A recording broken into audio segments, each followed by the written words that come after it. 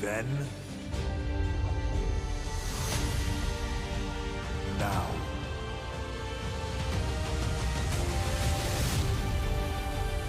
forever.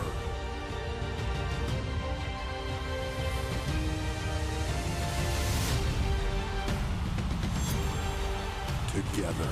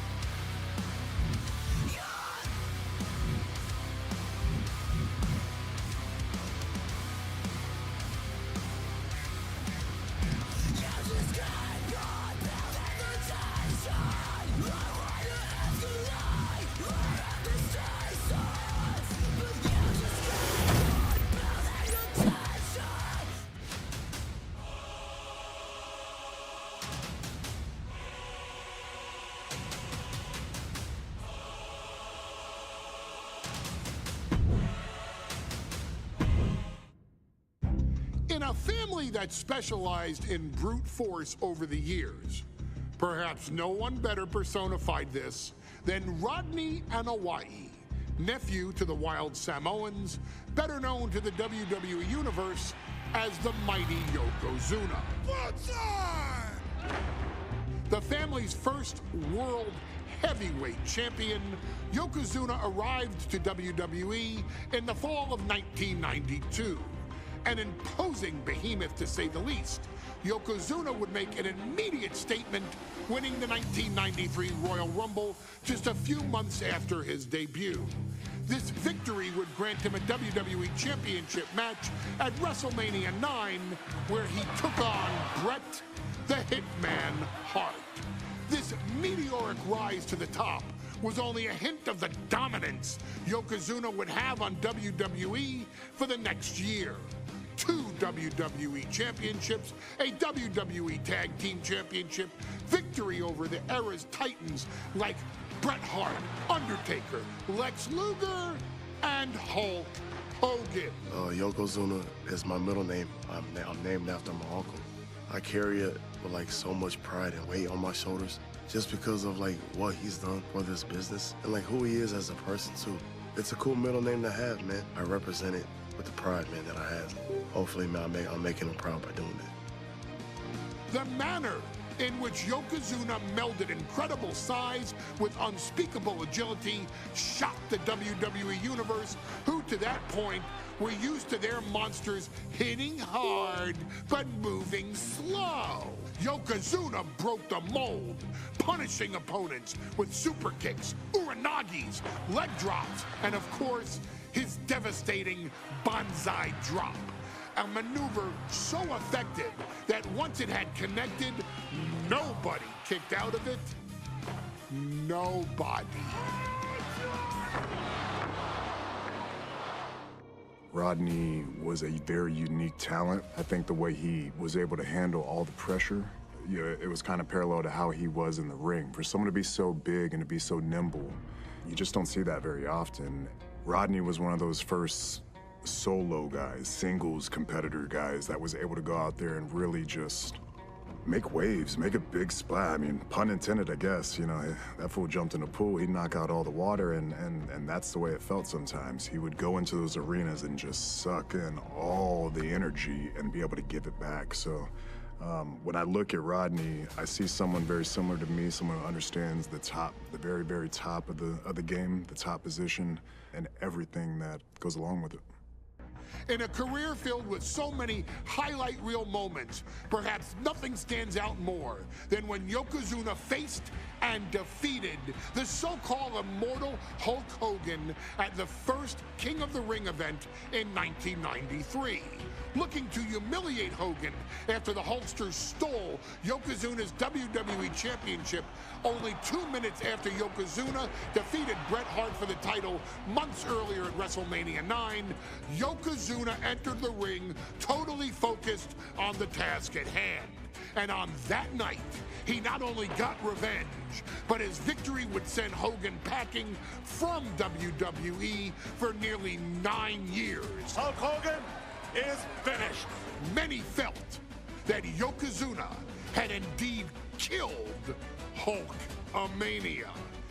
Now, you get to possess the power of the mighty Yokozuna and deal out punishment to Hulk Hogan to walk out of the King of the Ring, a 2-time WWE champion. Showcase the ability and the agility that made Yokozuna a Hall of Fame performer and take Hulkamania down. Banzai.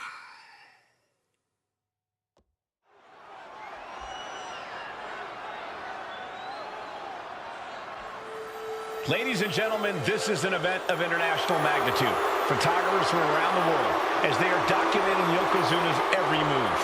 Coming down the aisle with Mr. Fuji is the challenger from Polynesia Islands, weighing 550 pounds, Yokozuna! One thing, Corey, he's 550 pounds, bigger than he's ever been. And I understand Hulk Hogan trimmed down so he can have more speed, more endurance. But I'll tell you something, Hogan's got to take him out early. This is going to answer a lot of unanswered questions from WrestleMania 9. A lot of pressure on the president of WWE for what he did. But this is Yokozuna versus Hulk Hogan. Let the winner be the winner. One thing's for sure, Hogan will be quicker. He will be faster.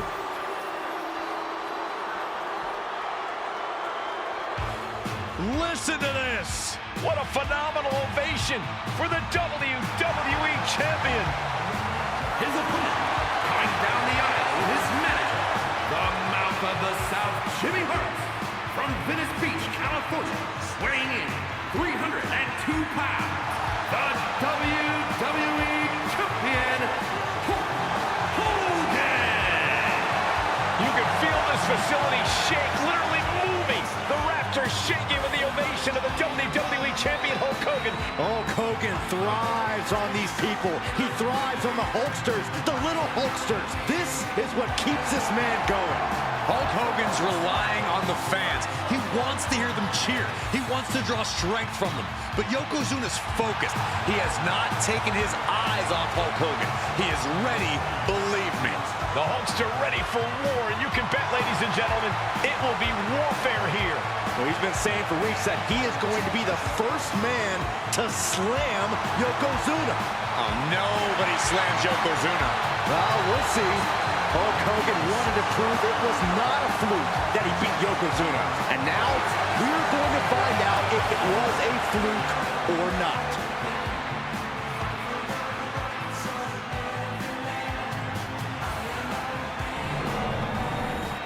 The past doesn't matter. Here's where it counts. Here is where it's settled. The prize is on the line.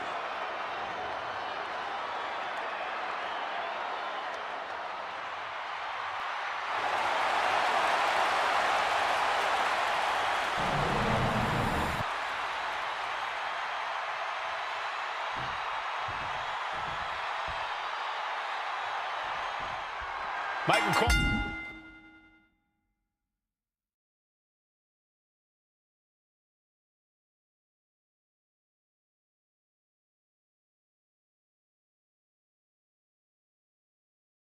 Eliminating from King of the Ring 1993 alongside Corey Graves and Byron Saxton, where Yokozuna hopes to regain the WWE Championship he lost in record time to Hulk Hogan. Both men coming in with so much to prove. Hogan wants to prove his controversial WrestleMania win was no fluke. And he's also promised to finally slam the 550-pound giant right through the ring. Yokozuna wants to erase the memory of his initial title reign that lasted mere seconds. He knows that a fresh Yokozuna can beat a fresh Hulk Hogan, and tonight is the chance to prove it. We know each man's strategy coming in. Yokozuna has added 50 pounds to his frame since WrestleMania, while Hogan has actually slimmed down since he captured the WWE Championship. Indeed, we're going to see more speed, more endurance from the Hulkster. But now that Yokozuna has hit 550 pounds, every kick, every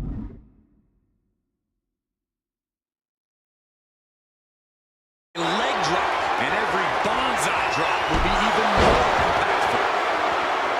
Some folks thought Bret Hart should have had this rematch against Hogan, but the president of WWE has made the controversial decision to give Yokozuna the title match. Indeed, there will be no rematch for Bret, who, I might add, lost the title after Mr. Fuji interfered on Yokozuna's behalf. Instead, he was given an automatic entry into tonight's King of the Ring tournament. The Hitman has certainly capitalized on that opportunity, already defeating Razor Ramon and Mr. Perfect tonight. Now, can he finish the job in the main event and win the King of the Ring? And Yokozuna just loves backing Hogan into a corner like this. Relentless domination of the champion. And Mr. Fuji looking on with much approval. There's no mistaking what that sinister smile of his means. Can we talk about Yokozuna's meteoric rise in WWE? He's accomplished quite a lot in a short amount of time.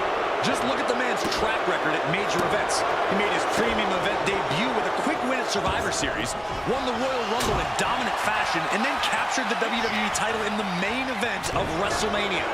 But that momentum ground to a halt after Mr. Fuji's in-time challenge ended Yokozuna's title reign after mere minutes. Yokozuna needs to get back on top with a win here tonight. Clubbing forearm! And Hogan falling victim to a slew of offense. Yokozuna making Hogan regret wanting this match. I love it. Cinching in a waist lock, but right hands. Big right hand. You know, Hogan slimming down may have an adverse side effect. Yokozuna can wrench those holds in around the Hulkster's waist now. Oh, the waist and chest maybe a little bit Fire with a straight shot there. Answering back. Big shots being fired right now. Neither competitor letting up. Neither competitor is backing down. Nothing pretty here, just good old-fashioned fisticuffs. Exhaustion setting in, and neither one of them is letting up. You can feel the contact, and so does the WWE Universe. Yikes! Oh, for the title! A kick out before the referee can get to one. He's not even close to being done yet. Oh, he had that scouted. Oh, no. Bear hug applied. This Able to reach the rope and put it in to the submission. Ooh, what a damaging blow.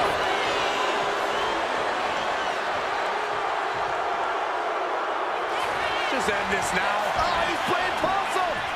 A kick out before one by the challenger. Where in the world does one find such strength at this stage to kick out that early in the count? Shoulders down. Oh, come on. Did he really need to stop the pin like this?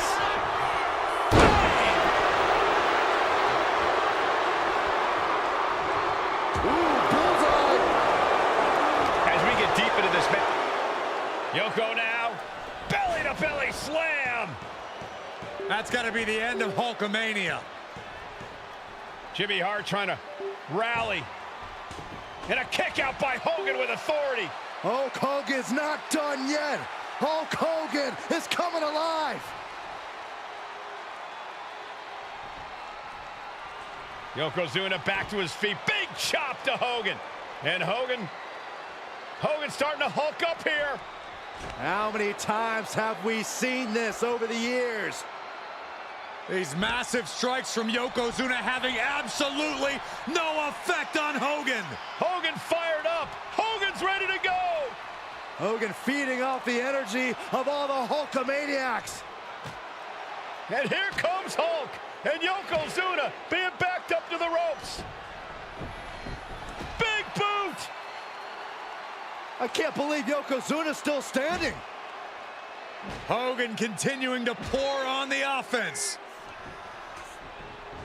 A second big boot, but Yoko still on his feet. Don't let up, Hulkster. Keep swinging, keep firing away.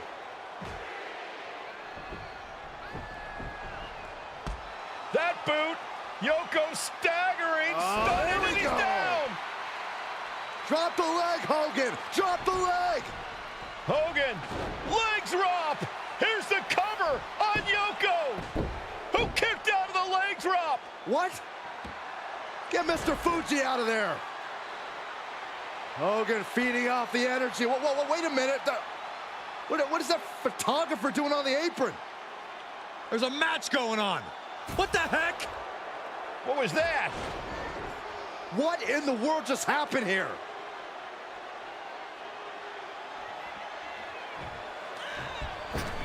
Oh, no.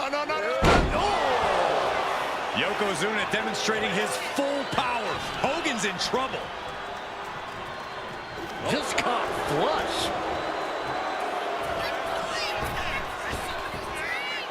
Comes crashing down.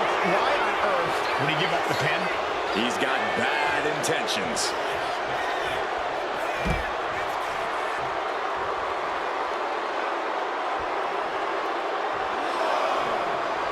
Yokozuna turning his attention to the WWE Universe now. And he exits the ring. Better watch the count. Good measure. Stepped aside, avoiding damage. And he comes in under the ropes now. Oh, right to the throat. Ooh. Hogan's able to avoid that. A big splash. Tremendous athleticism from Yokozuna. Unique as they come, they broke the mold with him, Saxton.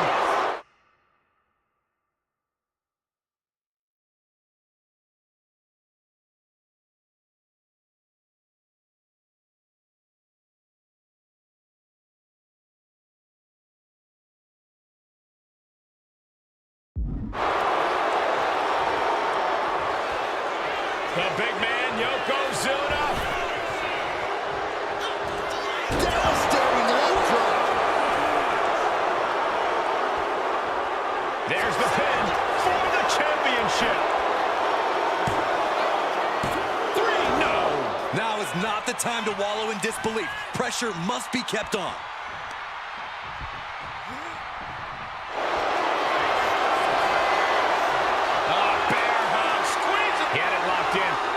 Expect him to just let go. I don't know what he's thinking, but he needs to focus on the task at hand. Just a relentless assault from Yokozuna. Yoko says this one's over.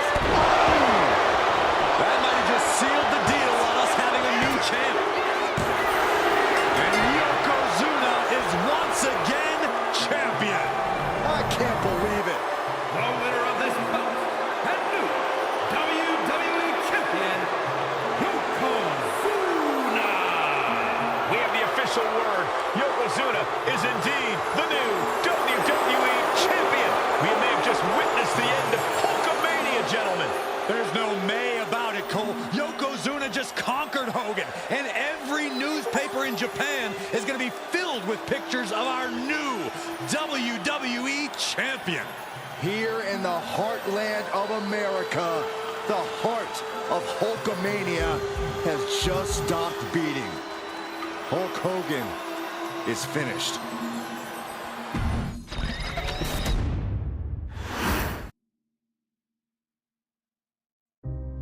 Our next chapter sees the showcase spotlight shine on an area in which the family built their legacy: tag team wrestling.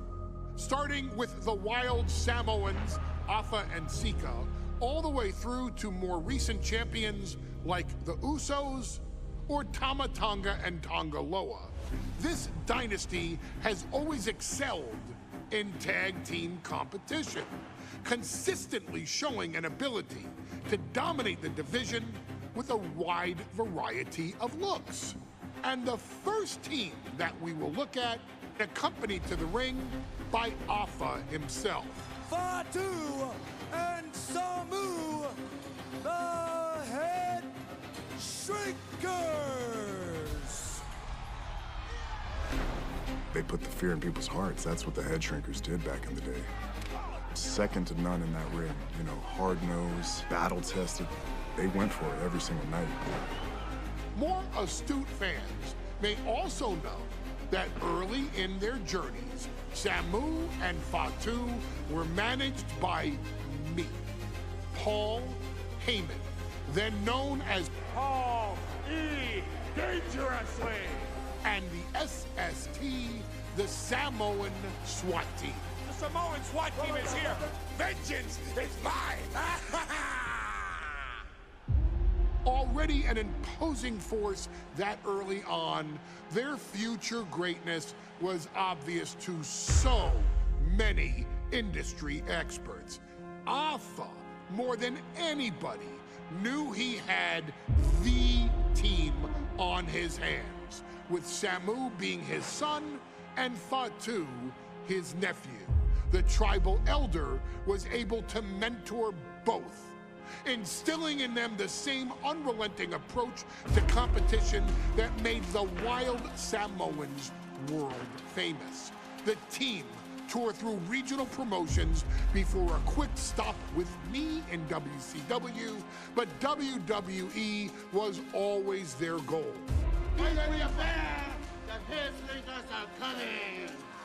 Upon arrival, it was clear that the dynasty's next generation had indeed arrived, immediately drawing comparisons to their world-renowned predecessors. 10 years before it became cool to say, Samu and Fatu displayed ruthless aggression in the ring, overwhelming opponents before the bell and continuing the non-stop attack until their hands were raised in victory. Deceptively agile for men of their size, they brutalized the opposition with devastating dives from the top rope. The duo would eventually go on to capture the WWE Tag Team Championships in the spring of 1994, fulfilling the promise and carrying the legacy to even greater heights. At WrestleMania 9, the Head Shrinkers' one and only in-ring WrestleMania appearance saw them taking on Rick and Scott, the Steiner brothers. Be prepared, Steiner brothers. We're gonna give you a pain that you have never felt before. While I'm not one to make excuses, I am one to give opportunities to you, our expert gaming member of the WWE Universe.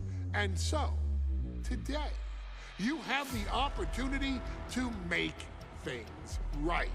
WrestleMania 9, Las Vegas, Nevada. The Steiners performed at a near-perfect level that day, able to find every reversal and in the chaos emerge victorious. We are asking you to fix that, stop them in their tracks, and get the Head Shrinkers that WrestleMania victory you and I both know they deserve. But if you're not careful, you're going to find yourself reliving the very same memories that have haunted Samu and Fatu for years. Steiner lines, suplexes, Frankensteiners that will all bring your evening to a vicious, miserable end.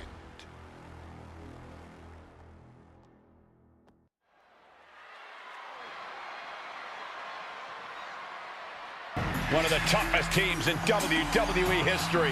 Nearly 600 pounds of pure savagery. Is a tag team match set for one fall. On the way to the ring, accompanied by Alpha at a combined weight of 500. 65 pounds, Samu and Fatu, the Head Shrinkers. Fair warning, this one may not be too pretty, guys. You talk about rugged individuals. These are two tag teams that can really bring the fight to anyone that steps in their path. Yeah, there's about to be a seismic collision in the ring.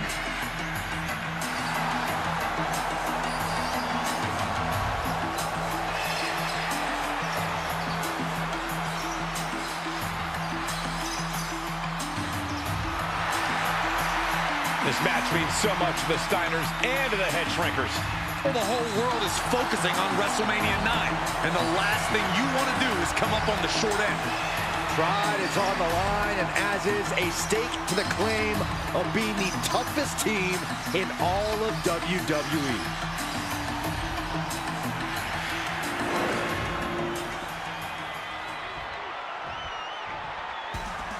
The Steiner brothers getting a tremendous ovation here in their first WrestleMania, and we'll see if they can carry on Michigan's winning ways. And their opponents, at a combined weight of 531 pounds, Rick and Scott, the Steiner brothers. The Steiner brothers are one of the most promising tag teams we've ever seen in WWE. But Samu and Fatu are looking to stomp out any of that promise right here at WrestleMania. Let me warn the WWE Universe right now. This is going to be a brutal match. Just two heavy-hitting tag teams going at it. Physical, smash-mouth wrestling. And like Saxton said, it won't be pretty at all.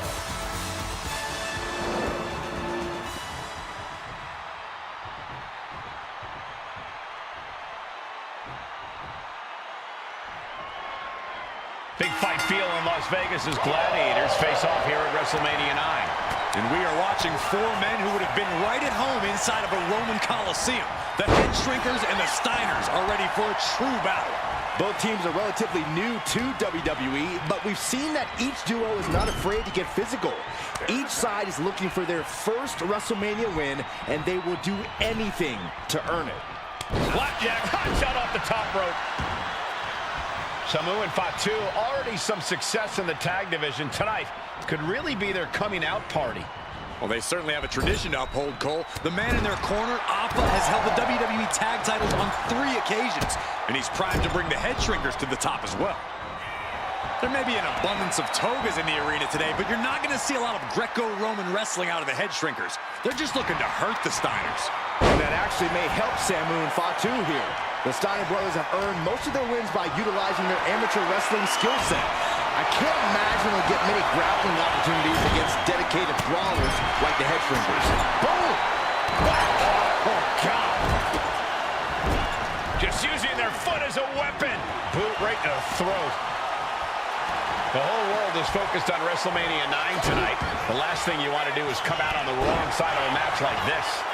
That's right. A big win at WrestleMania means a big boost in the tag division and a substantial winner's purse.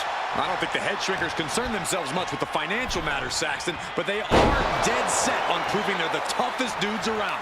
And he got to his partner. That's using your head. Pot. He was just having his way. Seeing some high-impact offense from Samu and Fatu thus far. I'm not sure the Head Shrinkers are even going for the victory. They just want to destroy the Steiners.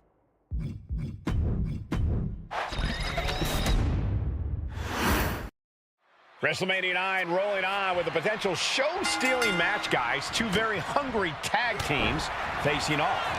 Indeed, Michael, the Head Shrinkers and Steiner brothers are both new to the tag division in WWE, but both teams are off to an amazing start so far. You have to imagine whichever team wins this high-profile fight becomes an instant top contender for the Tag Team Championship. And with two teams this physical on such a big stage, it is indeed going to be a fight.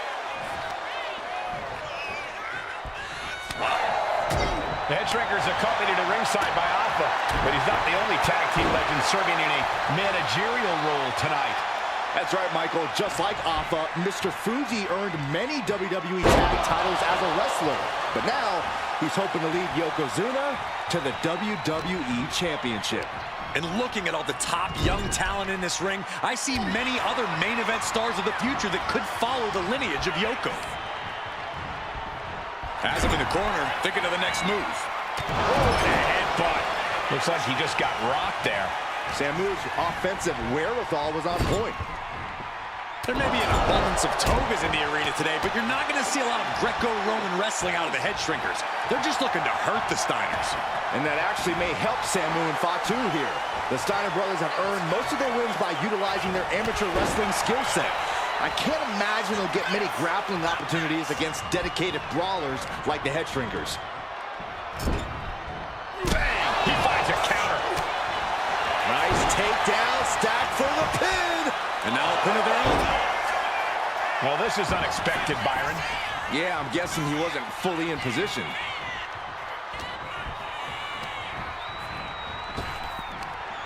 Wow, the power that takes is insane.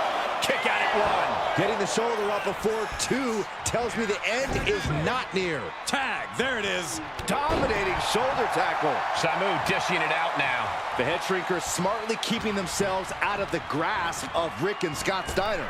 There is a method to the madness of the head shrinkers. Caught with a clothesline. Scott Steiner is fired up.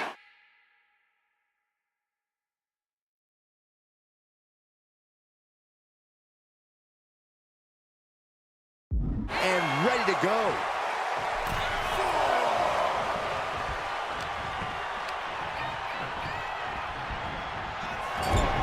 Before this match began, you heard the Steiners speak backstage. Scott saying, quote, "Me and my brother are going to go out with a game plan and do what we do best, and that's wrestle." That's all well and good for the Steiner brothers, but Alpha has gone on record saying that his men are looking to tear Rick and Scott's head. He ends the pin attempt for some reason.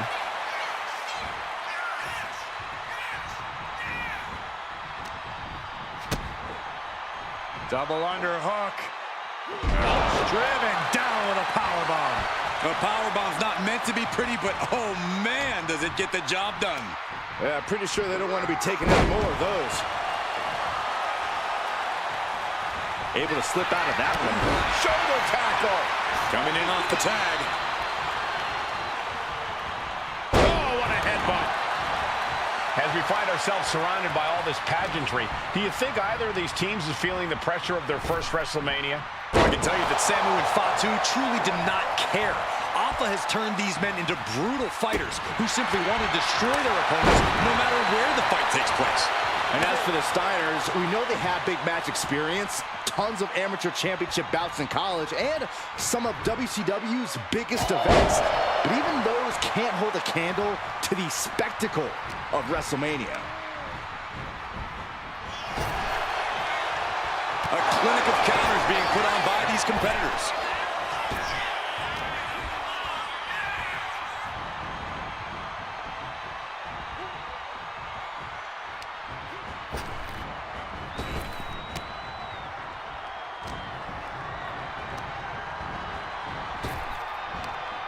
Power slam.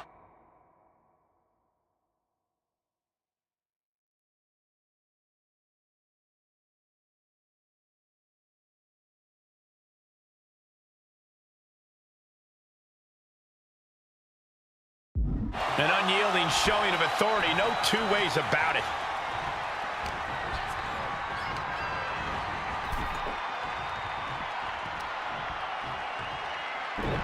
Just tossed. She get airline miles for that. Not the prettiest thing you'll ever see, but it sure looks effective from here.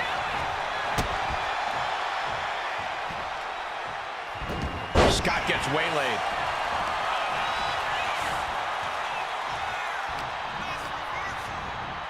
Put into the corner. What could be next? Oh, man, jarring headbutt.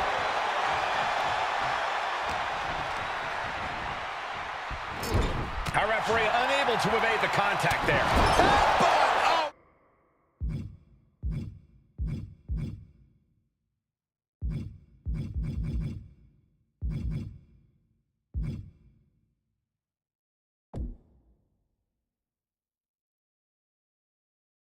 What impact!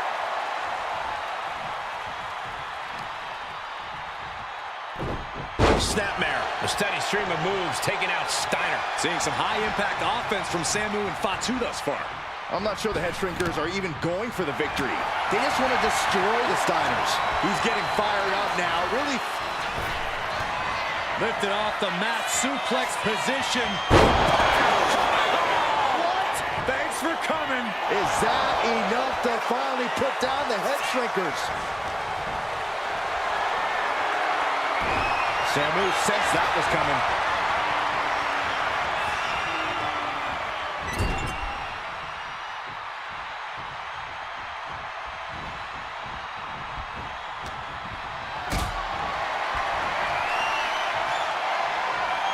Lift it up. What's next? Oh, God. Face first. Look at that counter from Samu. Tag made. Dominating shoulder tackle. He's in a bit of agony now. This has been an arduous tag match, but you could be in much worse. And there goes Steiner sent outside the ring. Fatu like a one-man wrecking machine right now, cleaning house.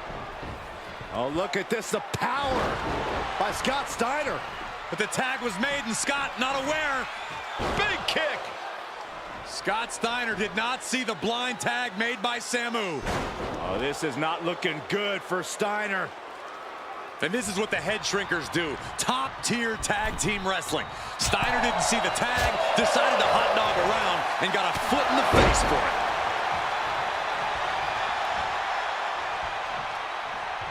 Clothesline. What impact.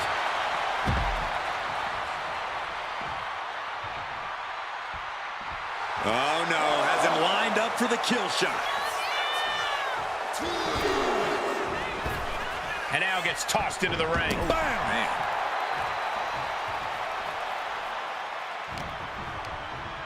Incoming.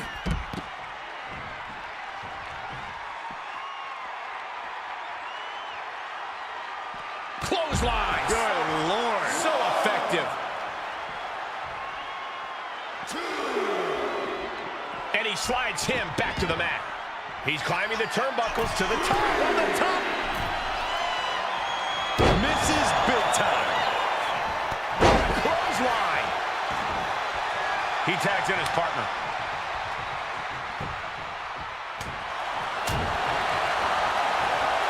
Locks in the gut wrench.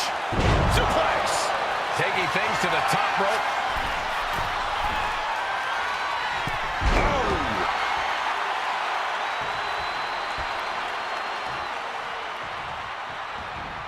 Partner gets tagged in. Wear and tear of this match is clearly starting to get to him. Yeah, holding strong for this long in a tag team match is commendable, but it might be time to tag out. Perched up top. A diving knee drop.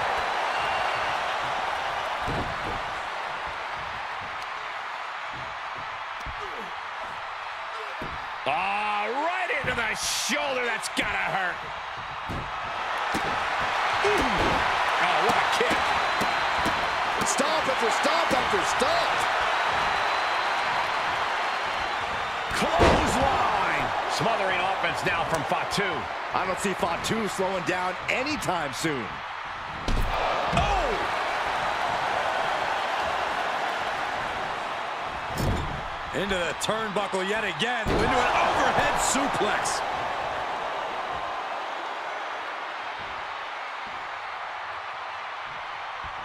No, nothing fancy here. Instant victory. Reverses the pin attempt. Letting his opponent out of the pin. Yeah, gotta wonder what he's thinking. He puts him into the corner. Here's the tag. Tandem offense on the horizon here. They have their opponent. Oh, face first. And the head shrinkers just might have it. A pin. We have a pin.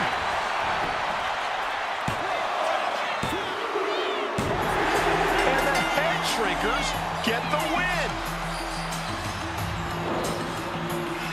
Here are your winners, Samu and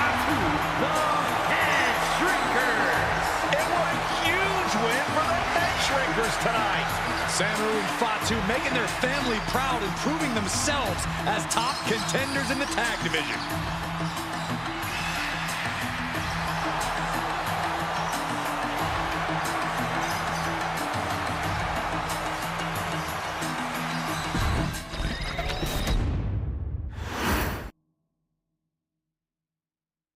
Hey, let's put this in the simplest of all terms. Dwayne "The Rock" Johnson is the biggest celebrity on the face of the planet today. Now, whether he's a blue chipper, the people's champion, or as we know him right now, the final boss, The Rock has always commanded all of the attention in the arena since the very first moment he made his WWE debut at the 1996 Survivor Series. Born into this business, The Rock would become WWE's first ever third-generation superstar, following in the footsteps of his father and grandfather.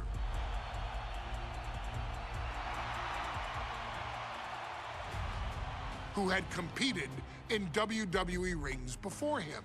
Dwayne, you had the huge responsibility. There's a legacy, and you have to take it so seriously. Even with incredibly high expectations, the Great One surpassed them all, along with the usual achievements if your name is The Rock: 2 Intercontinental Championships, 5 Tag Team Championships, 8 WWE Heavyweight Championships, a Royal Rumble victory, not even to forget the fact that The Rock once led an entire nation. The Rock has one of the more noteworthy feats in WWE history, earning WrestleMania victories over Hulk Hogan, Stone Cold Steve Austin, and John Cena. Each of these men are known as the faces of their respective era. Each of these men found out what happens when you go one-on-one. Oh, you know the rest. Of course, The Rock rivaled Stone Cold Steve Austin's popularity during the vaunted Attitude Era, tearing opponents down with rock bottoms and people's elbows while tearing them apart on the mic with cutting one-liners and catchphrases that are still recited to this day. If you smell, know your role and shut your mouth. He ended CM Punk's 434-day title reign as WWE Champion at the 2013 Royal Rumble as well, after having only competed twice over the previous 9 years, displaying the always ready mentality and physical conditioning on which he has built his global brand.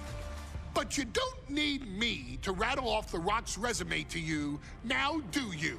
Of course not. The man is an occasion unto himself. He has headlined the biggest events against WWE's most iconic superstars and has always found a way to, how does he put it? Layeth the smackdown on some jabroni's candy ass. I couldn't have said it better myself, although I think I may have just done that. But indeed, he has. On a Thursday night in February of 1997, The Rock, still known as Rocky Maivia, would find himself challenging for the WWE Intercontinental Championship.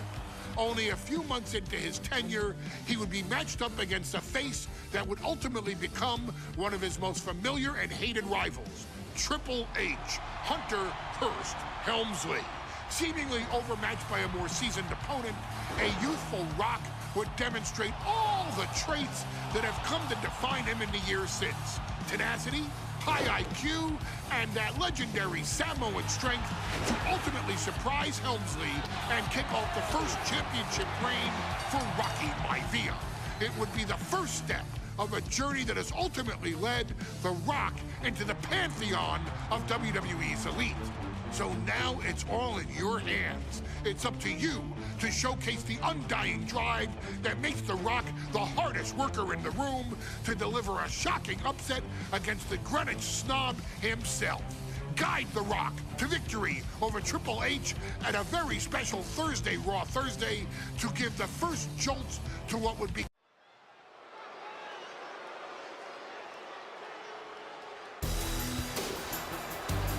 And here comes the #1 contender, at least for tonight, Rocky Maivia.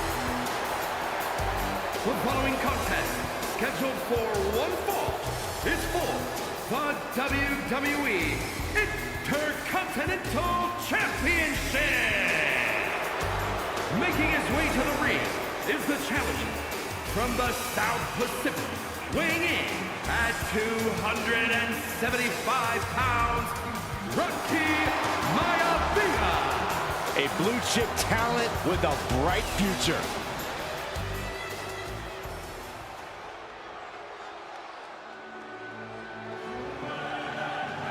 On his way to defend the Intercontinental Championship, Hunter Hearst Helmsley. His opponent from Greenwich, Connecticut, weighing in at 246 pounds, the WWE Intercontinental Champion, Hunter Hearst Helmsley. Helmsley is scheduled to face another challenger at an upcoming show this Sunday. And he's taking the risk, stepping in here against a newcomer, Rocky Maivia. Well, you can consider it risky, you can consider it overconfident, but any way you look at it, it's a dangerous move by Helmsley to take on an athlete who has been on a real roll. Rocky Maivia has been successful thus far in WWE, and Rocky is focused. Rocky is only thinking about tonight. Saxton, just curious, have you ever exercised your right to remain silent? I am tired of all this talk about Rocky Maivia. Yeah, he's been on a roll, but it could all come to a screeching halt tonight at the hands of Hunter Hearst Helmsley.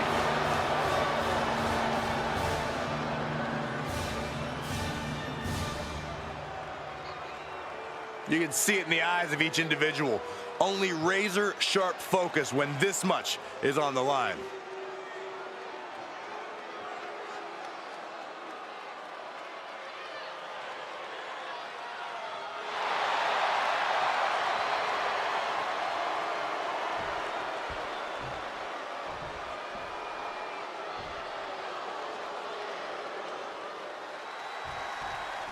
The Intercontinental title hangs in the balance. Tonight in a match between our refined champion, Hunter Hearst Helmsley, and the young challenger, Rocky Maivia.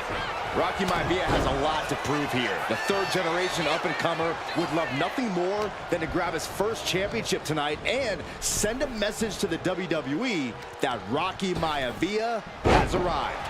But Hunter Hearst Helmsley will do everything in his considerable power to stop that from happening. And as far as Helmsley is concerned, Maivia is... Uh-oh, the Cobra Clutch is applied. The Cobra Clutch! And with the submission locked in, are we about...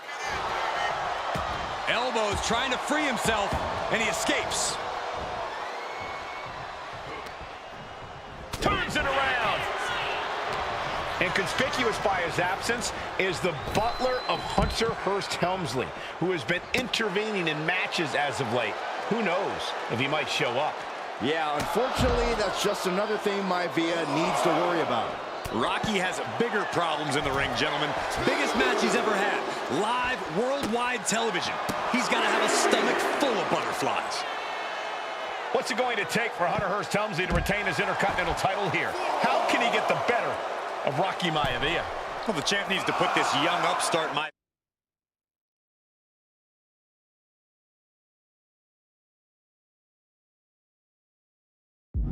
in his place with unrelenting offense. No time for graceful bows and upper-class taunting. Just beat Rocky down. And he now slides back into the ring. You can see a count out here.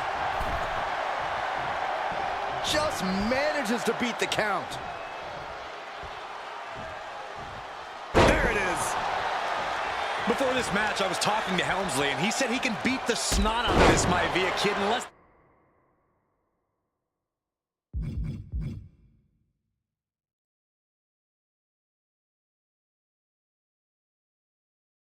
than 10 minutes. In fact, he was showing me on his watch. Did you know he has a timepiece that costs $20,000? Confident words from Hunter Hearst Helmsley. Not sure how relevant is.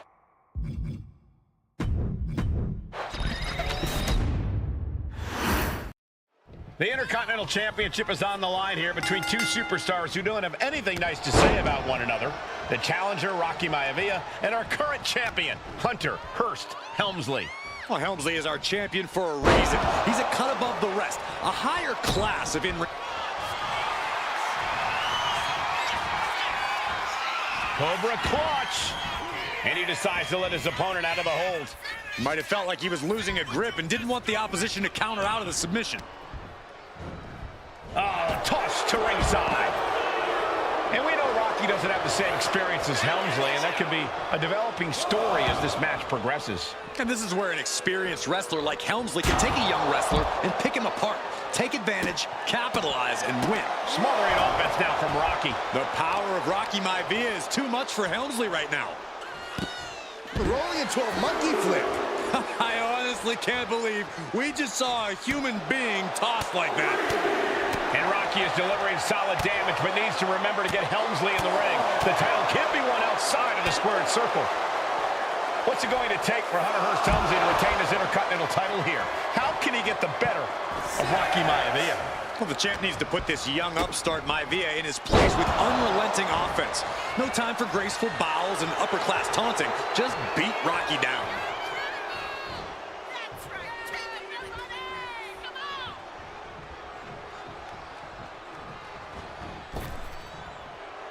Has to mind the referee here. Has to avoid the count out. He gets back in right before the count. Running power slam. And even before the bell rang tonight, I think Hunter Hearst Helmsley has been trying to frustrate Rocky. He's trying to say, hey, young fella, lift off. Boom. Helmsley has no control here. Maivia keeps bringing the energy, and Helmsley has no answer. Maivia took to the guy and executed that high risk perfectly. I don't think Helmsley had that scouted at all. Battle of counters. No one's getting their full offense in. Nice neck breaker.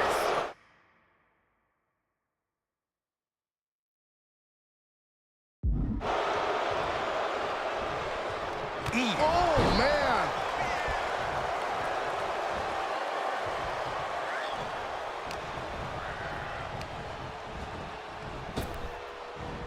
Beautiful hip toss. Trying to put the champ out of sort, maybe even discombobulate them. Oh, tossed aside. There's a lot of hard ways to land, but that might be the hardest. He is looking to do some serious harm. He's rising to his feet in a perilous situation.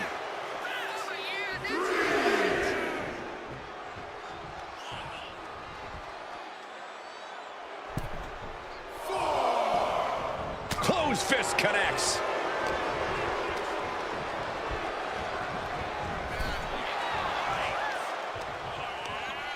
In the hard way. Just discarded the champ like a chump.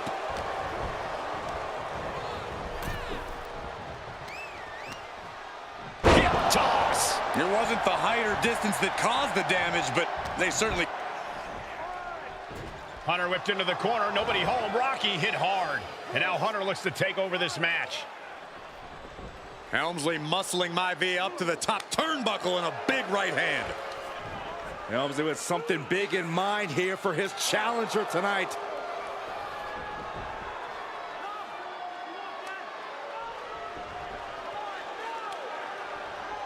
Well, this is just blatant disrespect from the arrogant champion.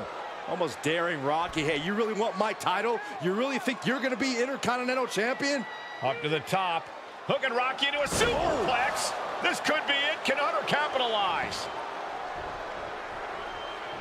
This could be it. Hook of the leg and a cover, and Rocky stays in it, getting his shoulder up. Still not enough to put out the flame of Rocky Maivia. Hunter has to be asking himself, what else do I have in my arsenal? And I think we may get our answer, gentlemen. Yeah, it's just a matter of time, I believe, before this one's over. Hunter hooking Rocky, taking his time, looking to put him away. Maivia just collapsed. This just shows you how much damage Hunter Hearst Helmsley has inflicted on the challenger in this matchup. I think Maivia's done. Official might want to step in, call this one. The official checking on Rocky. Hunter Hearst Helmsley believes this is close to being over. Lifting him back up again. Rocky rolls through. Shoulders down. Rocky wins the title. Rocky Maivia has shocked Hunter Hearst Helmsley. Here is your winner and the new Intercontinental Champion, Rocky Maivia. We have a new Intercontinental Champion.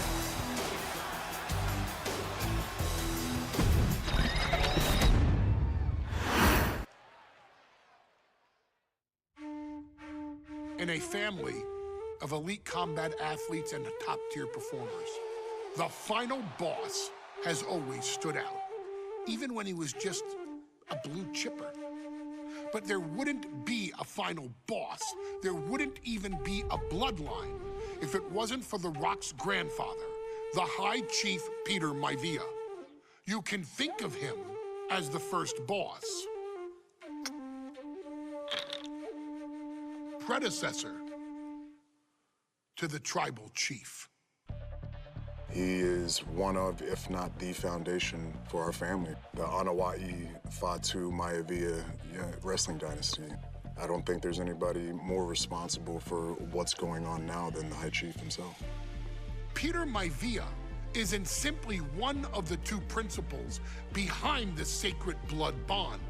He's also an incredibly decorated professional wrestler who traveled the world and won titles everywhere he went. New Zealand, Japan, Europe, and here in the United States, where he enjoyed especially successful runs in Hawaii and California. Maivia would eventually find his way to WWE, engaging in legendary battles with the likes of superstar Billy Graham. His larger-than-life personality would win the WWE Universe over in short order, as it had throughout his entire career. In the ring, High Chief Peter Maivia was a potent blend of brawn and grappling technique, often muscling his opponents down to the mat through a variety of joint locks and then switching to more painful holds once grounded. His sleeper hold and stump puller were both feared and renowned, and make no mistake about it, Maivia knew there was always more than one path to the ultimate victory. Out of the ring, High Chief Peter Maivia also ran one of the most successful wrestling promotions on the planet, Polynesian Pro Wrestling, based out of Hawaii, showing his mastery of the business in every aspect. His induction into WWE's Hall of Fame class of 2008 was supremely deserved, forever enshrining Peter Maivia as the legend he always was. And now, we present to you the opportunity to walk in the boots of the legendary High Chief Peter Maivia, facing off against one of the most legendary WWE rivals, George the Animal Steele. You will settle this score once and forever, and showcase the overwhelming strength of Peter Maivia, which has ever since remained as a hallmark for every single solitary member of this bloodline. Steele is no easy battle, though. He thrives in the chaos, one of pro wrestling's true madmen. He'll even try to eat part of the ring if he thinks it'll help him break you down. So do your best and honor High Chief Peter Maivia properly with a resounding victory.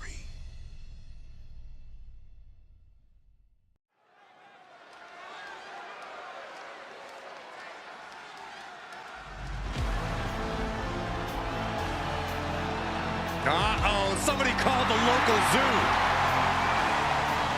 The following contest is scheduled for one fall and is a steel cage match. Introducing first, from Detroit, Michigan, weighing in at 275 pounds, George the Animal. I'm not even sure the cage can contain this man.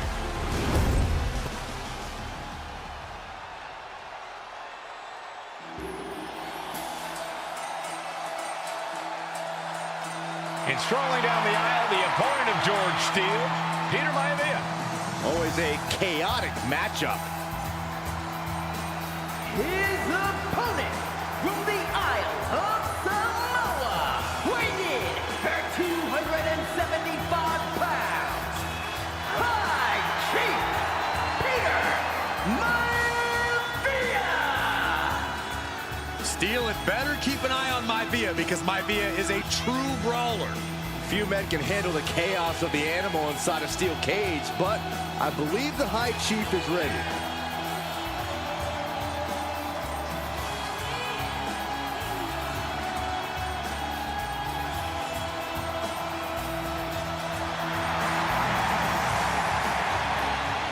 Maivia carrying such pride into the ring.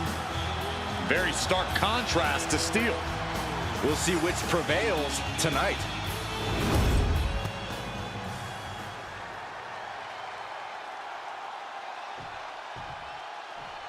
High Chief Peter Maivia taking out George the Animal Steele in a steel cage match. Quite a heated history between these two guys. Yeah, Michael, and I think it's because Maivia is one of the few superstars brave enough to take on the animal. Most of their contests have ended in countouts or disqualifications. Thanks to the cage, we'll get a decisive victory in this one. Well, that really depends on if the cage can even contain them. Some folks call Peter Maivia the Flying Hawaiian, and the reasons are obvious for that moniker. But guys, how has he earned the other nickname of the High Chief? Well, Cole, Peter Maivia is very close to the Anawai family. In fact, Peter's considered a blood brother to the patriarch of that clan. When you add on the fact that Maivia was born and raised in Samoa, you can see the great pride he has for that land and its people in the tribal ink that covers his body. Measured up nicely. Fist drop! Peter Maivia now with the upper hand. And you can see Steele is struggling to weather the storm of the High Chief. Ah, kick! Nasty kick. Uh-oh. Reversal. He saw that coming. Peter Maivia very tough, but he also has movie star good looks. Quite the combo. And it served him well, Michael. In fact, the High Chief has major acting and stunt work credits to his name. And who knows, maybe we'll see the Maivia name on Hollywood billboards again sometime. Well, before any of that happens, the High Chief needs to survive this war against the animal. Oh, rake. That's not right, but effective. And he has no response for this barrage of offense. Yeah, Maivia has really figured the animal out here. Ooh, what a punch. That's how you stop. Batten down the hatches. These two are loaded. Ooh. Just teeing off with that fight forever vibe. Looks like a hockey fight's just broken out. Ooh. Look at Maivia going to work on the animal. The High Chief has all the answers right now. Ooh. Punch. Nasty. Steele turning Maivia into the hunted here. Looking to dethrone the... Oh, what's coming here? Submission move being applied. The arm is cinched in tight, right where it can cause the most damage. Well, I'm not a doctor, but I know the human arm is not supposed to bend that way.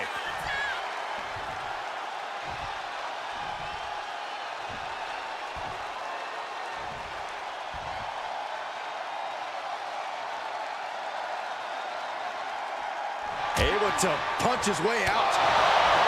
The High Chief Peter Maivia really making a name for himself at WWE, but he's had plenty of experience on the way up. Plenty of champion turning it into. He clearly wants to dish out more punishment. Just a nasty headbutt. Peter Maivia turning his attention to the WWE Universe now. Oof.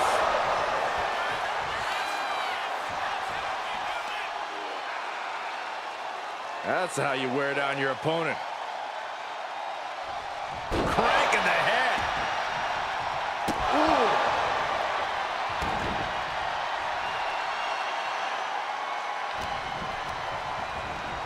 They're showing blatant disregard for their opponent. Into the cage. George beats him to the punch. Gentlemen, we've touched on the differences between Maivia and Steele as competitors. One man based on order, the other on chaos, but it's reflected in their looks, too. Indeed, Michael. Just look at the sculpted physique of the High Chief. And the tribal tattoos on his body are extremely intricate and definitely eye-catching. And Steele is, well, he's an ugly creature. Enough hair on his upper torso to play. Oh, no. Better make reservations at the local medical facility. Superplex! Man.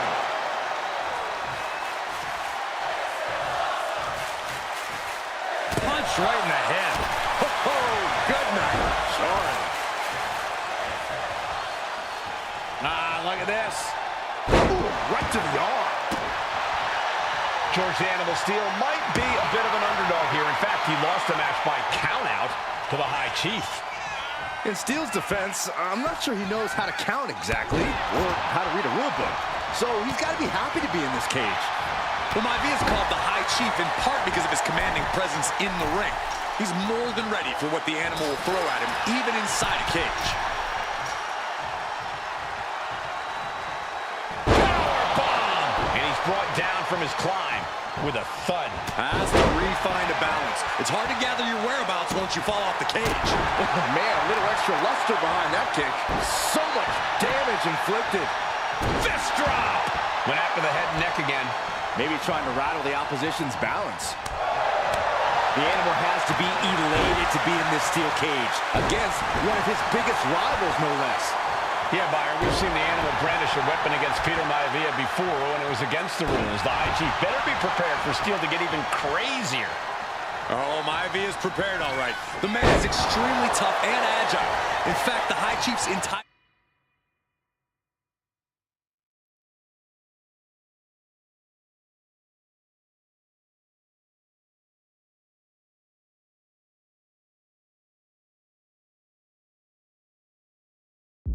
body can be considered a weapon.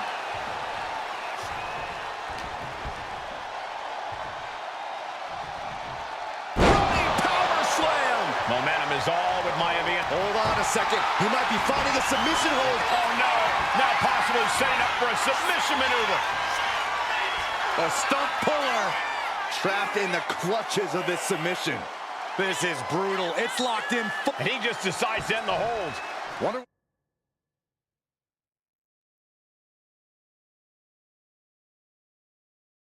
what he's thinking here. Now here's Maivia looking to secure the victory. I guess he doesn't think he's done enough damage to put this one away yet. And what he's looking for here looks like a potential submission maneuver coming. The stump puller. Perfectly executed submission hold. Locked in deep. Will we see a tap out?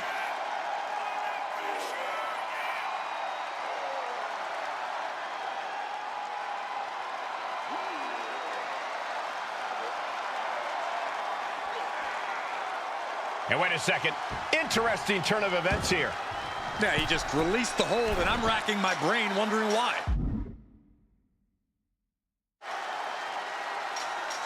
The summit of this steel cage is in sight, gentlemen.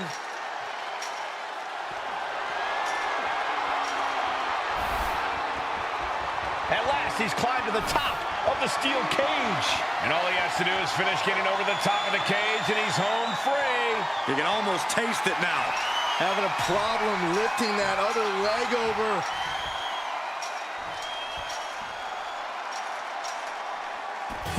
And the High Chief defeats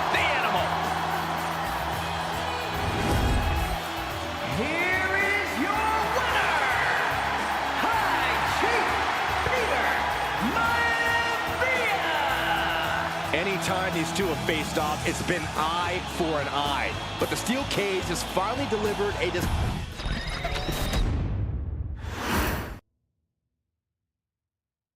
She's not like most girls. She's also not like most WWE superstars. Nia Jax, the reigning queen of the ring, is a reckoning, a force of nature that blitzes right through her competition.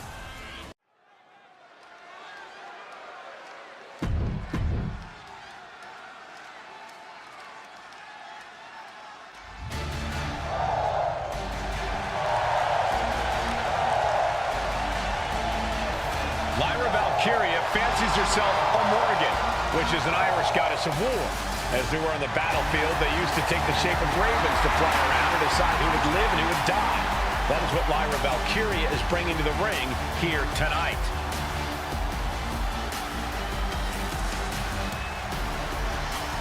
And her opponent, from Dublin, Ireland, Lyra Lyra Valkyria may have read a little too much fantasy in her day, and now is reality. Lyra Valkyria is about to go toe-to-toe.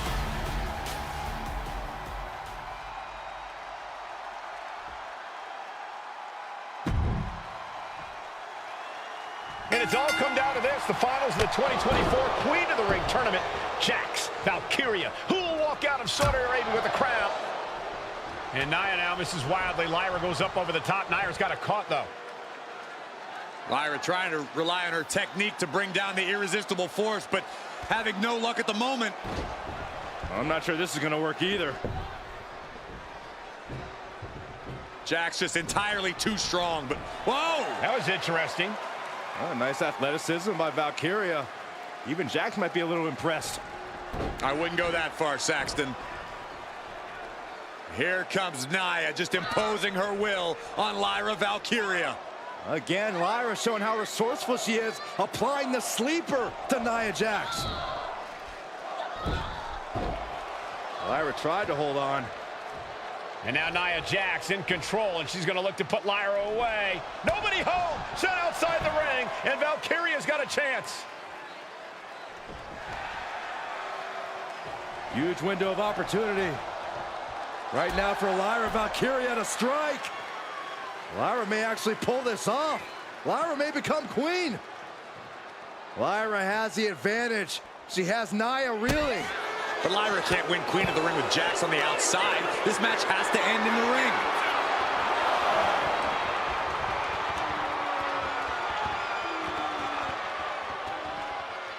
And a slam. Lyra Valkyria, one of the best technical wrestlers in NXT Women's Division history. But the game is about so much more than technique. It's about experience and timing, knowing when to tap into certain parts of your psyche. Nia knows this, and we've seen it for years. The big question is, does Lyra? Back into the ring she comes. She's headed outside now. I wonder what her game plan is.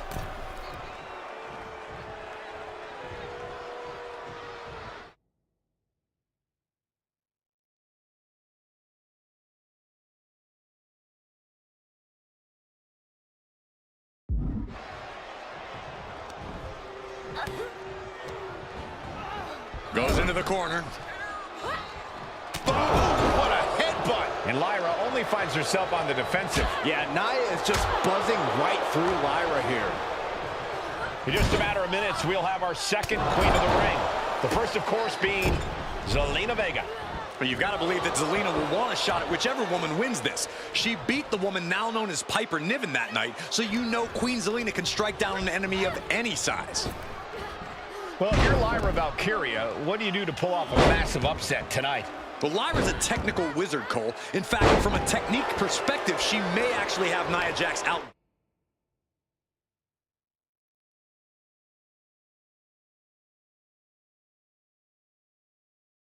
Gun. And beyond relying on her technique, if I'm Lyra, I'm going to try to frustrate Nia.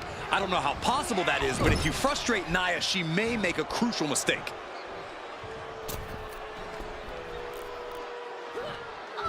Stuck in the tree of woe. And they are doing whatever they please. Many in the WWE Universe getting their first look at Lyra Valkyria. She's only had 3 main roster matches so far, and they were all in this tournament. Big wins over Dakota Kai, Zoe Stark, and Io Sky over the last 3 weeks. That's an extremely...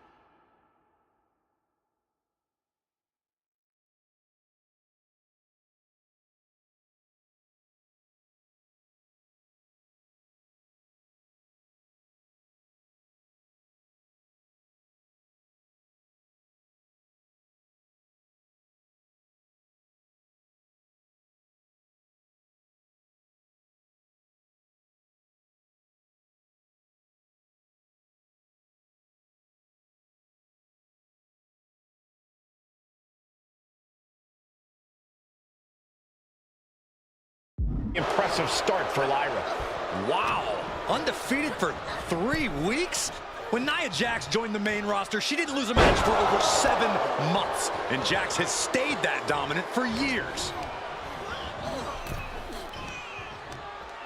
Brought in the hard way. She manages to reverse it. High-level ability being shown with each of these counters. Snapmare takedown.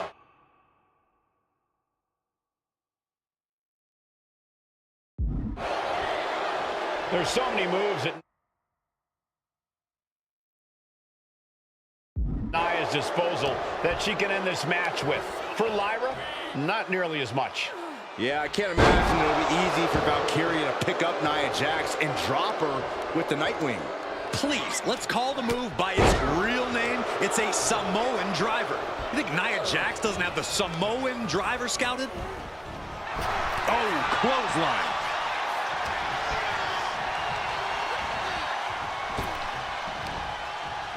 Oh, man, just punishing. Nia Jax has complete control here. And the irresistible force is really keeping Valkyria grounded here. She gets put in the corner.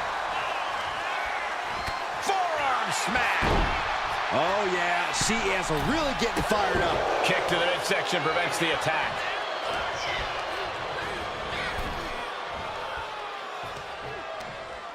In the hard way.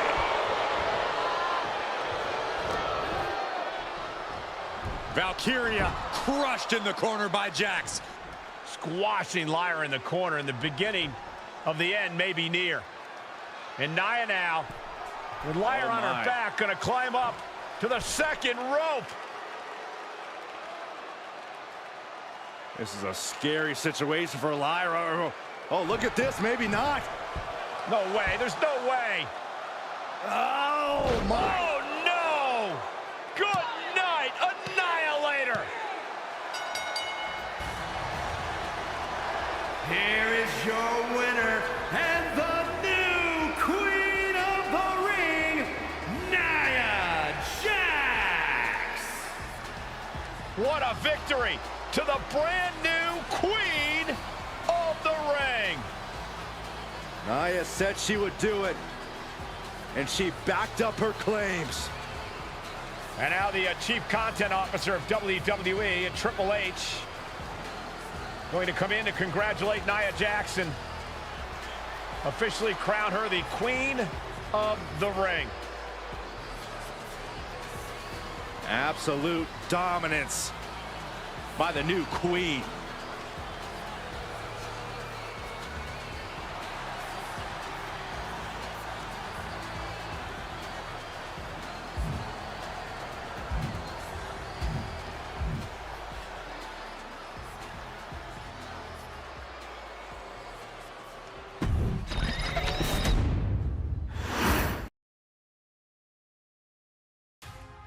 I'm sure you will agree with your wise man. Many WWE superstars say they will do whatever it takes in order to achieve success. Quite often, it's a bunch of BS. But if you're lucky, you may run into someone who is willing to look out for the group. Someone willing to make sacrifices. And for this family, there was no one better than Rikishi. After the Head Shrinkers run in WWE came to an end, Rikishi, then known as Fatu, would go on a journey of self-discovery. This journey would lead to him taking on the name Rikishi, a subtle nod to his cousin Yokozuna, as well as an opportunity to start fresh with a global audience.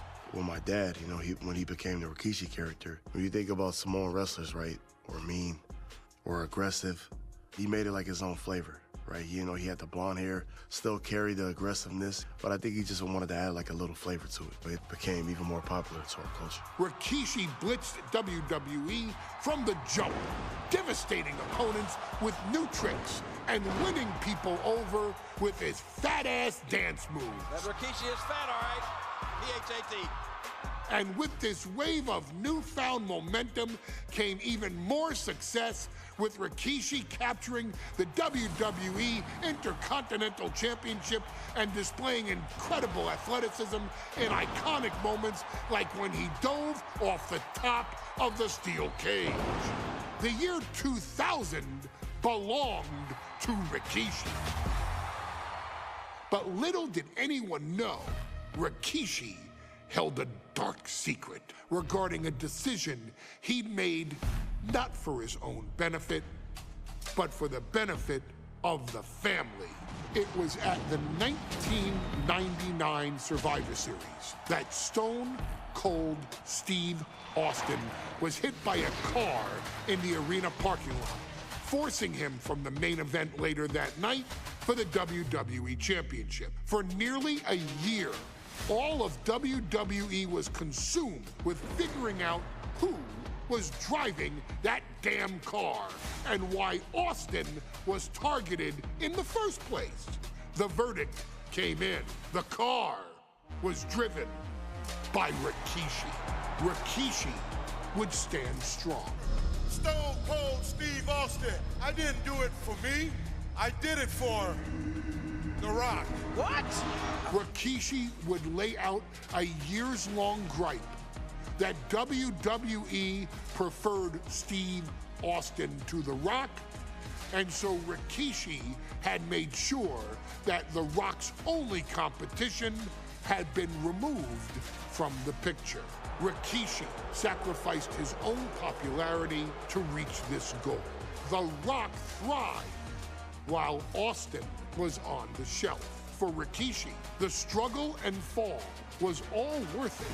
Rikishi knew that he would eventually have to face off with the Texas Rattlesnake to answer for his sins, and he welcomed that meeting with open arms. What Rikishi was unprepared for was for WWE to stack the deck entirely, looking to make Rikishi pay for taking out their golden goose. Stone Cold Steve Austin was allowed to drive his truck directly to the ring and was generally given the freedom to do whatever the hell he wanted in the name of revenge. We are going to make things right. This time, when Rikishi and Stone Cold Steve Austin lock horns, there will be no stacking of the deck.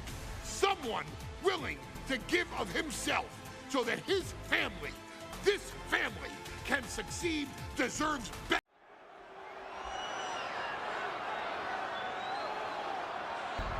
Is it legal to not show up? Rikishi has brutalized Austin lately. Austin will be here, Byron. I just refuse to think anything else.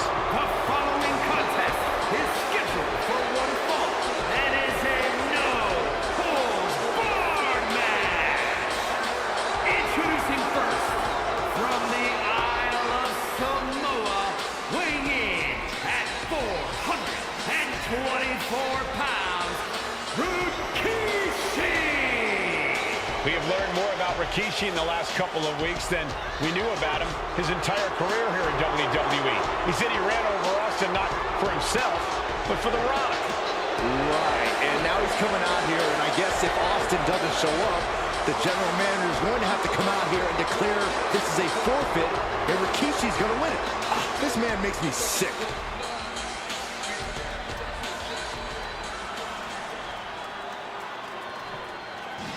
Is he here? Well, there's the Rattlesnake's music. He's here. Austin's here. Stone Cold Steve Austin came here with no fear, no hesitation, just revenge.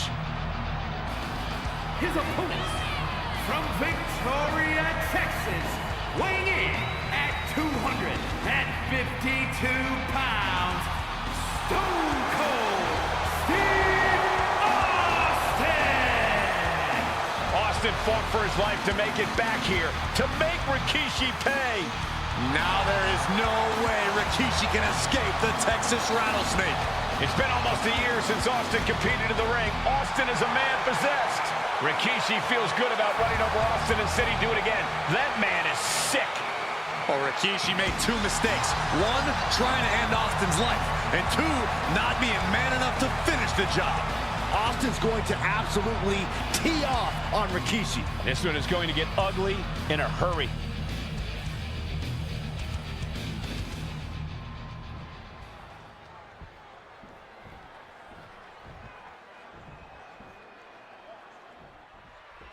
We now know the sick, demented side of Rikishi.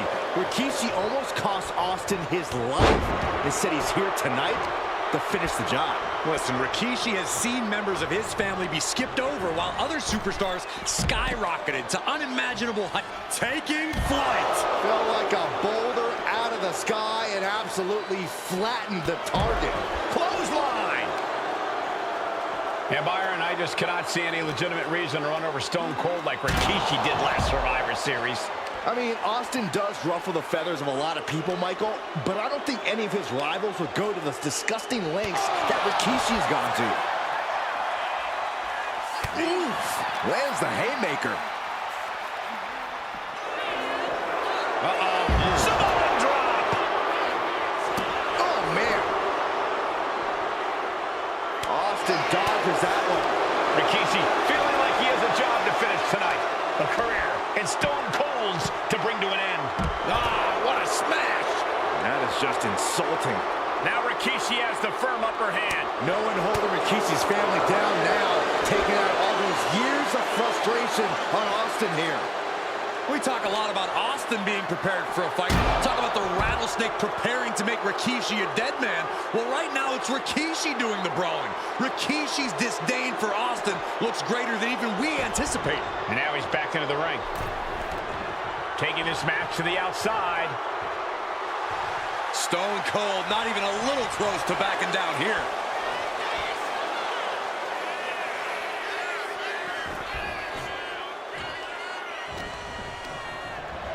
Just like that, sent out of the ring. Heads outside the ring. And no countouts means he can take his time. What a headbutt. Vicious. And though The Rock wants nothing to do with this altercation, we have to mention the sadness Rikishi has brought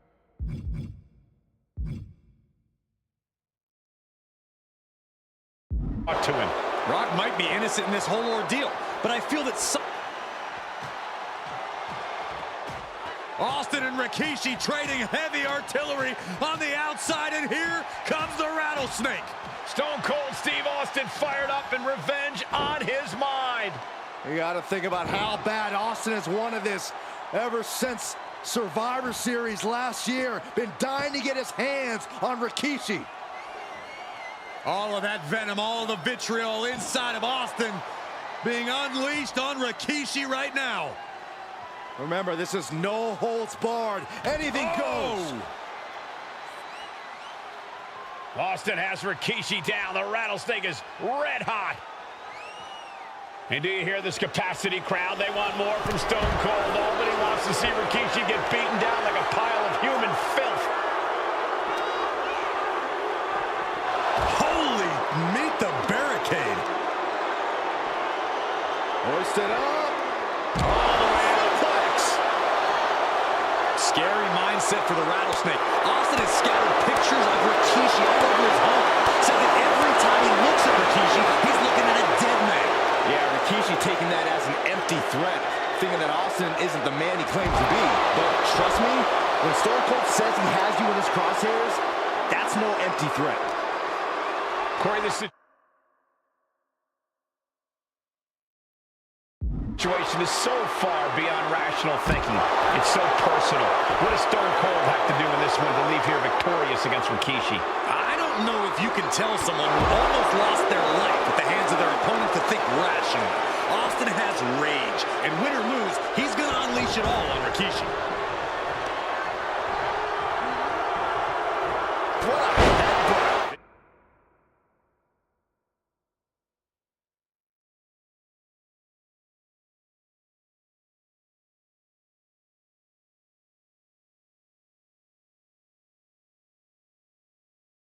Vicious. And Rikishi lately has been calling himself a visionary, a pioneer. All a bunch of garbage, if you ask me. Well, those aren't self-imposed labels, Cole. Those labels are coming from the family, coming from a group of wrestling legends who are proud of Rikishi for standing up and making a change in this business. I have a few labels for Rikishi. Coward, liar, embarrassed. And Rikishi slows Austin down with a thunderous right. Austin's in trouble. And now steel chair. Oh, and Austin, he just averted disaster there. And now Austin gonna deliver the punishment with the steel chair.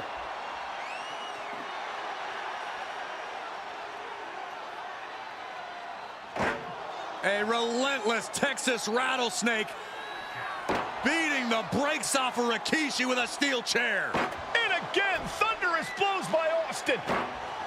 Down goes Rikishi. Austin beating the hell out of him. I know Austin has good reason to be doing all this, but he could be taking it too far at this point. I don't think the rattlesnake is taking it far enough, Corey.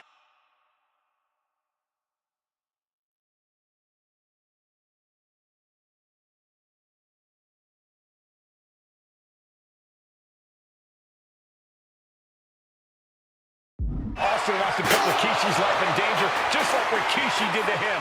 And the damage is just going to keep on coming if you can't find the defense for this.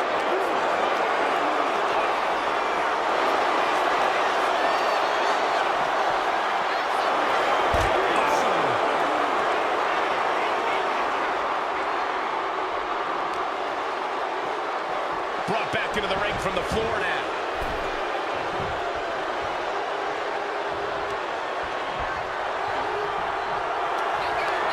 Rikishi hoisting up his opponent.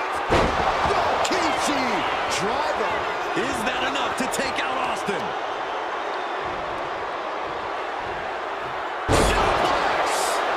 He's going for the pin.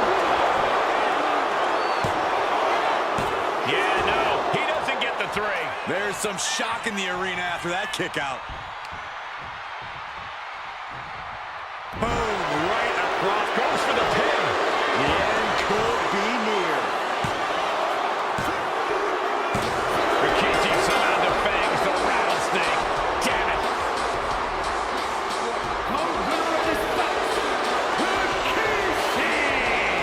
This is not what many of us expected to see. We wanted to see retribution, but Rikishi was too much of a monster for Stone Cold tonight. The vitriol that consumed Rikishi powered him to finish the job and leave a battered Austin in his rear-view mirror.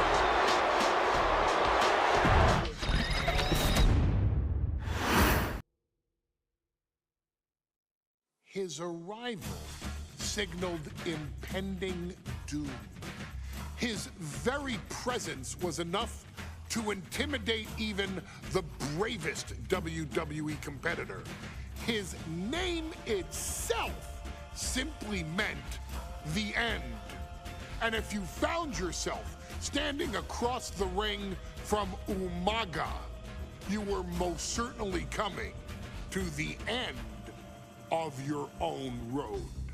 The younger brother of Rikishi, Umaga, was every bit the Samoan bulldozer that his nickname would suggest, mauling opponents with ease, relishing the chaos that he created. A menace to the entire roster, an unrepentant badass, Umaga tortured his prey with high-impact collisions before ultimately sealing their fate with his vaunted Samoan spike, a vicious move used today by Solo Sikoa. Inside the ring, man, he was just a complete monster. Anybody that stood in front of him, he was gonna wreck him no matter what he had to do. He was just a crazy, wild Samoan. Outside of the ring, man, just a loving guy to be around. A fun uncle, always joking, always barbecuing at his house. I always looked up to him. He was just so cool. Perhaps an unheralded aspect of Umaga's game was his mastery of mental warfare. Umaga loved to present a wild, out-of-control savage, one who needed manager Armando Alejandro Estrada to handle all the details while he destroyed opponents. Umaga was the perfect definition of the word aura. A two-time intercontinental heavyweight champion, Umaga established himself as one of the purest forms of dominance to ever set foot in a WWE ring.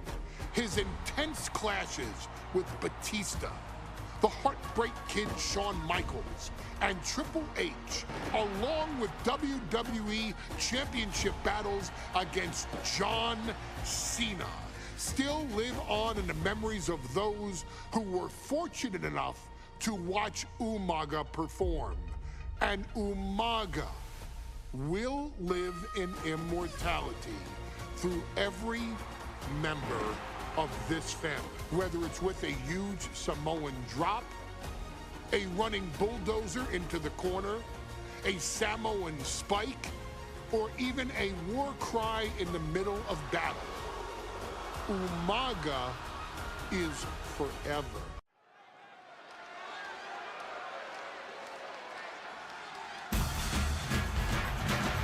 Well, ladies and gentlemen, here he is. He can be the next WWE champion, the near 400-pound Umaga. A man that since debuting right after WrestleMania 9 months ago has remained undefeated. And Umaga has been in the ring, Byron, with the best of WWE. This man looks, moves, and sounds like a movie monster. Except Umaga is for real. He is a Samoan bulldozer, an 18-wheel version with a mean streak. Big, athletic, strong, and probably gonna outweigh John Cena by well over 100 pounds. Since 1963, the WWE title has only changed hands twice here in Kansas City. That's twice in the last 47 years. But Umaga is a scary human being. He can easily change that trend right here tonight.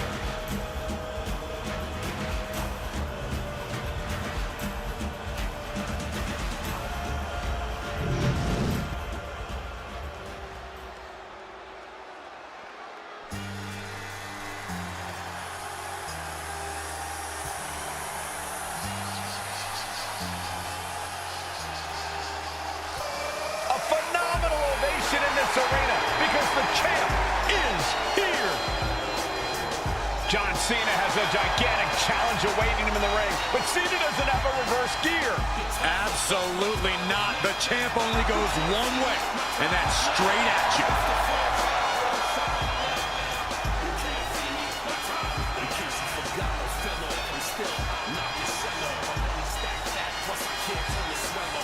John Cena, a three-time WWE champion, the handler of Umaga, Armando Estrada, trying to control this undefeated challenger.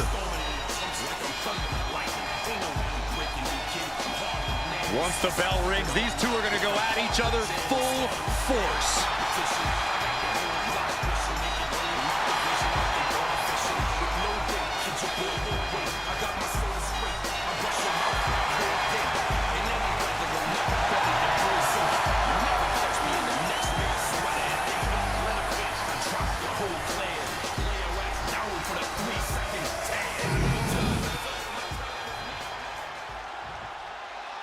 The following contest is scheduled for one fall, and it is for the WWE Championship. Introducing first, the challenger from the Isle of Samoa, weighing in at 353 pounds.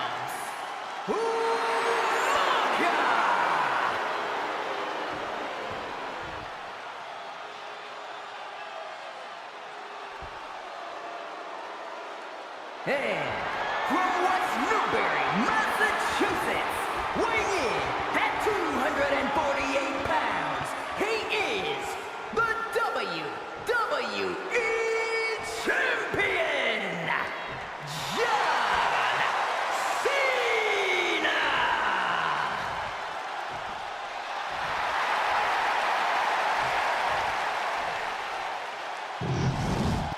Looking at the champion, I guarantee there is no doubt in their mind as to who is leaving this match with the title around their waist.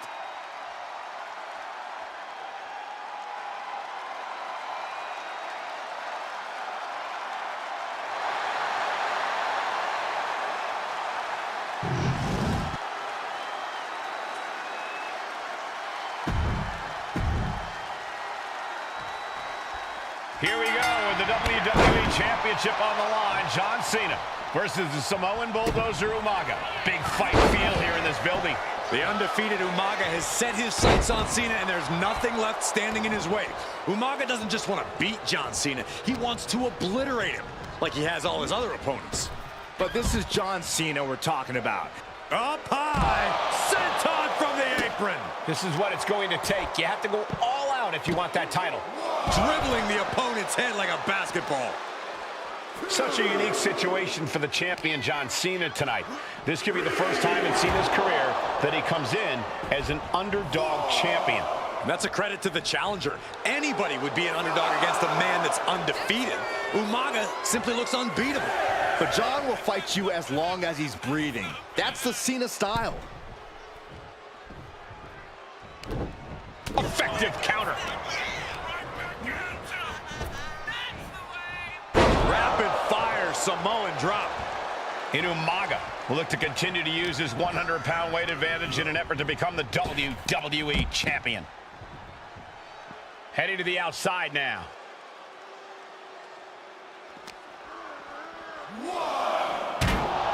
And you just see Cena's legs bent awkwardly off the steel steps. Umaga really pinpointed a target with that attack. I don't know if it was strategic on the part of Umaga or just a result of his rampage, but either way, taking out Cena's foundation is going to sway the power advantage into Umaga's favor now. No question John Cena has his work cut out for him taking on Umaga, who's been aptly named the Samoan Bulldozer for his relentless offense. Yeah, and while Umaga may not be as refined in the ring as other superstars, his ruthlessness more than makes up for the difference. If Umaga can connect with some truly merciless attacks, then Cena and his title reign could quickly be in trouble.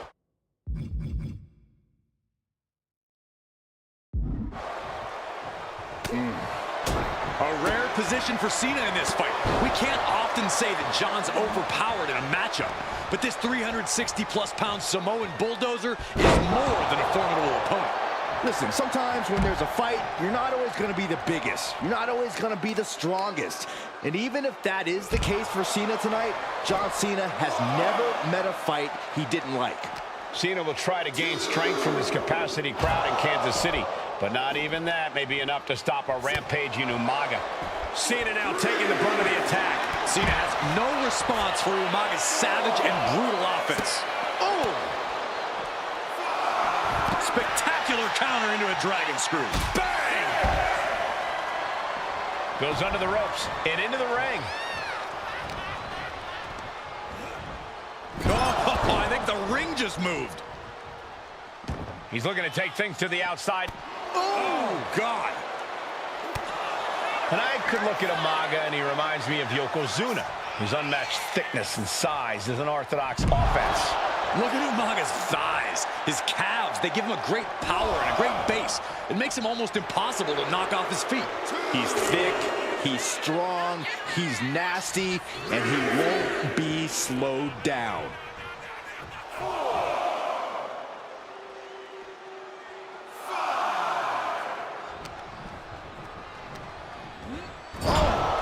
Gravy thrown into the corner with a little something extra. Sent out of the ring the hard way.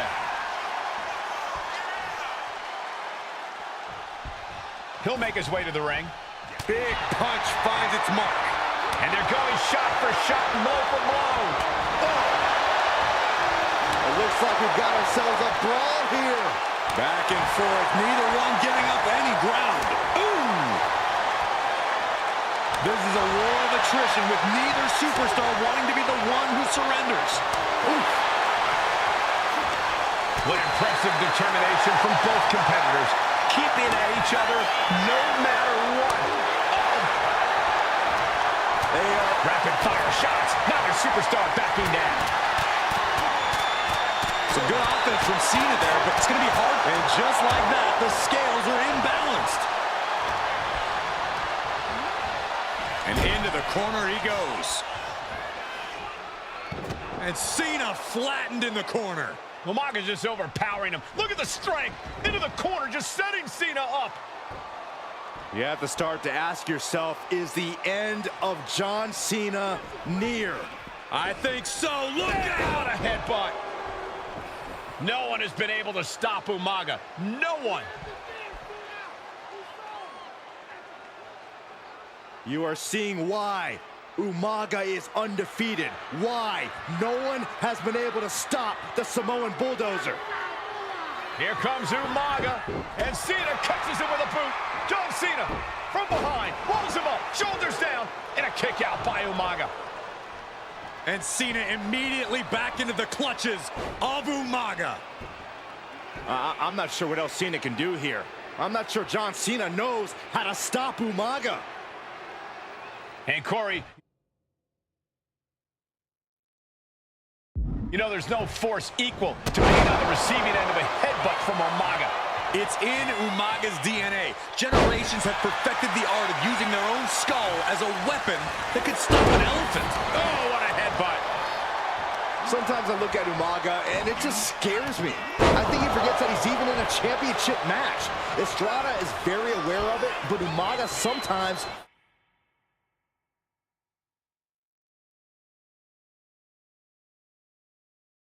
looks oblivious to what's going on, other than the fact that he knows he's supposed to hurt his opponent. Having no conscience is what has set Umaga apart. If he gets confused... Here it comes! Samoan spike! It just got as bad as it could for the champ.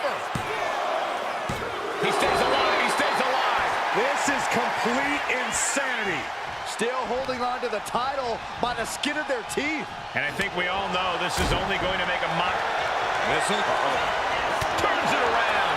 Crucial turnaround there because Cena was falling behind. Cena's never give up attitude shining through once again. Taking things to the outside, but got to make sure to heed the officials' count. Uh-oh. He catches Cena with a counter.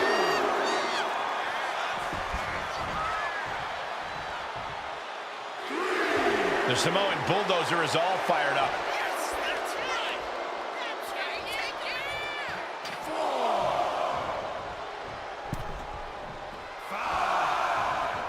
Clothesline! Champ's down.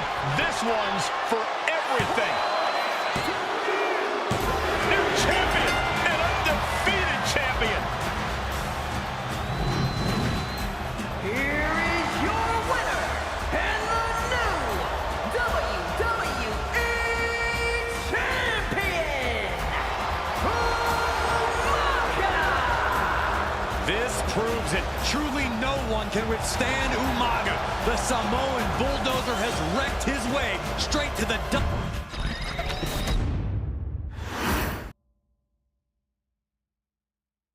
Hey, in WWE, things move really fast. If you aren't present in the moment, it can feel like a year goes by in only 2 or 3 minutes. That's why you always have to make time to make sure that you check. Hold on. Did I just hear myself say 3 minutes? Stop. Can you believe I'm actually doing Eric Bischoff's shtick? In the early 2000s, few words sent a shudder through the roster like the words 3 minutes, summoning the fearsome duo of Rosie and Jamal, collectively known as the 3-minute warning. Initially hired by the aforementioned Raw general manager Eric Bischoff to interrupt anything he didn't find to be entertaining. You're just not entertaining me. 3 minutes are just about up. The two instantly made their mark in WWE with their complete and total decimation of anyone that was targeted. Their formula was really simple. Two bruisers with surprising quickness who took pleasure in throwing opponents all around the ring with reckless abandon. And the trail of bodies left in their wake remains a testament to their devastation. Rosie, older brother of your tribal chief, Roman Reigns, and Jamal, who would in time develop his skills further and take the name of Umaga, were about instant gratification. They treated matches like a race, seeing how much damage they could fit into the shortest time possible. The 3-minute warning with my brother and my cousin, it was just one of the coolest gimmicks of all time to me. It was catchy, you know what I mean? Like, you kind of knew what was happening. And I feel like we all remember when the 3-minute warning hit for the first time. You know, the whole Den TV area just lit up. Every match was a train wreck, as the two would use their size to overwhelm most opponents, coupling that with incredible tag team maneuvers to increase the carnage to its maximum levels. That approach, maximizing damage while minimizing time, was a 3-minute warning signature. The team itself saw its run in WWE last for a little over a year, but in that time managed to make such an impression with the WWE Universe that it still resonates today. They are proof of the impact anyone can make if they capitalize on their opportunities, as 3-minute warning did every single time. It was a short-lived gimmick, but it was a really cool gimmick, and I just think it shows the versatility of, hey, if you need us to go out there and tell you a Broadway story, I'll cover 2 hours if you like. But if you need us to come out in 3 minutes to make an impact, we can do that too. But you gotta be really good to be thrown in there with the very, very best in the industry. I'm getting all pumped and proud, you know, for my brother and my cousin right now, just thinking about it. Here in the Wwe 2K25 showcase, we have selected another team that embodies the same mindset in Akam and Razor the AOP. Similar to Jamal and Rosie, these two look to inflict the most pain in the most efficient manner. Like 3-minute warning, AOP happily dispatches when summoned. Like 3-minute warning, AOP features two Goliaths who will hurl your body from pillar to post before finally bringing it all to a most painful conclusion. It's up to you in this Extreme Rules contest to beat the AOP to the punch and showcase the Wrecking Crew approach that made 3-minute warning the premier bruiser squad in all of WWE. And don't worry, we will give you more than 3 minutes to make that fact perfectly clear. As a matter of fact, take your time and enjoy dishing out the punishment.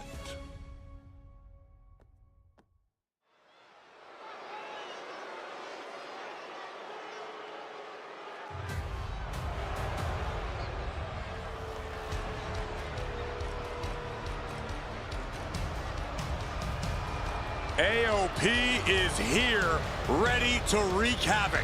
And they want to prove 3-minute warning has nothing on them. Two roughneck teams ready to use this Extreme Rules stipulation to the fullest.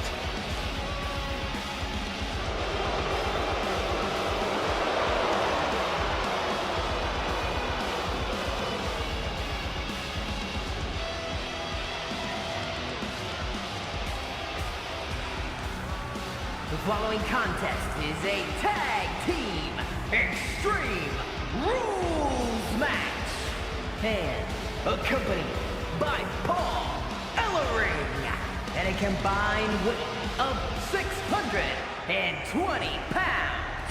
Akam and Razor, the authors of pain. AOP look unintimidated by the task at hand. They are totally prepared for the merciless tandem of 3-minute warning. You know, there's actually a lot in common between these two teams in terms of tactics and physicality.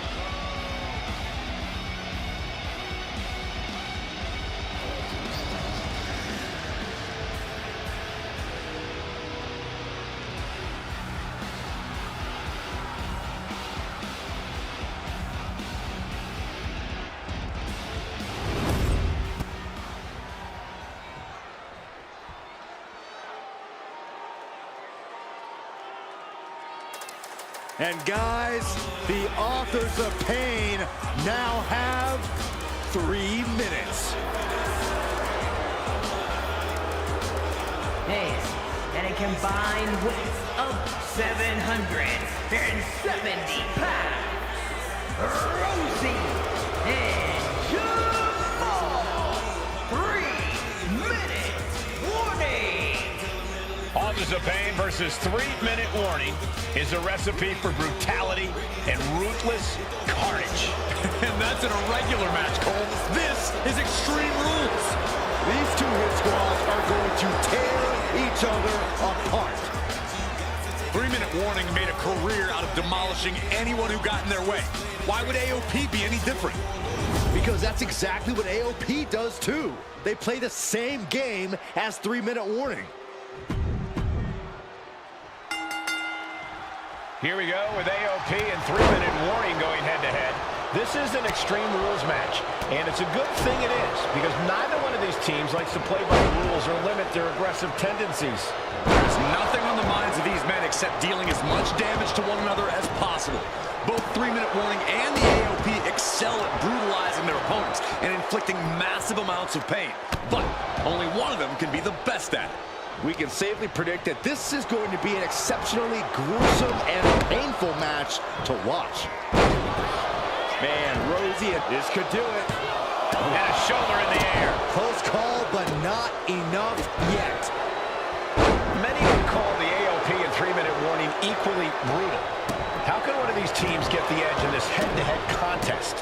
It's true they're well matched, but AOP tends to be the more methodical and calculating of the two teams.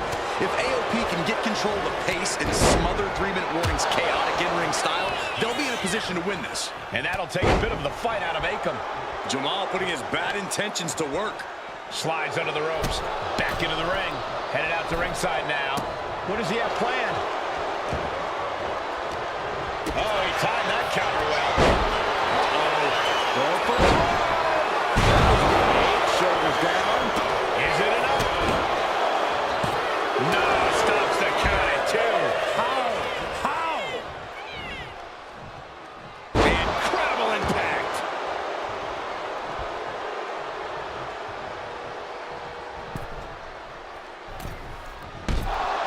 Oh my gosh! He's headed out to the ringside area. Taking this thing out onto the floor now. Boom! Face first. Powerful takedown. Ooh! Oh, this is just too far. Get some control in there. Oh, it is aggression, just pure brutality. Come on, easy.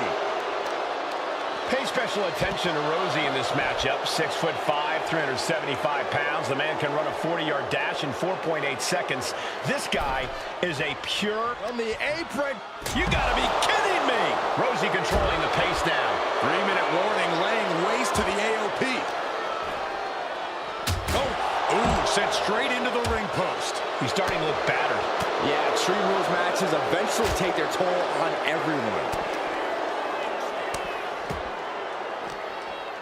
Stiff forearm shot. Pulled right back in. Side slam. Ooh. Laid out with a power slam. The crowd is behind Rosie, and he knows it. Watch for the hardcore style of 3-minute warning. Both of these men are from the hood, so to speak. Grew up in the streets, brought up to be tough. Rosie and Jamal have a rough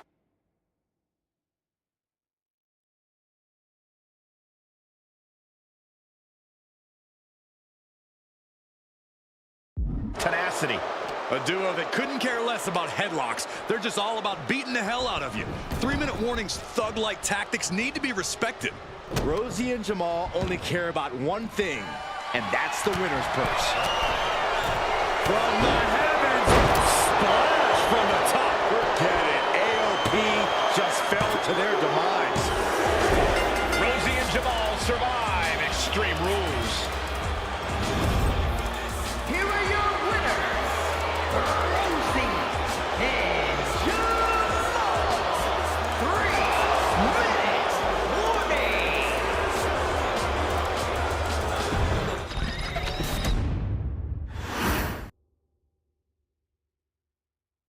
We've come to the part of the showcase where we get to talk about Tamina.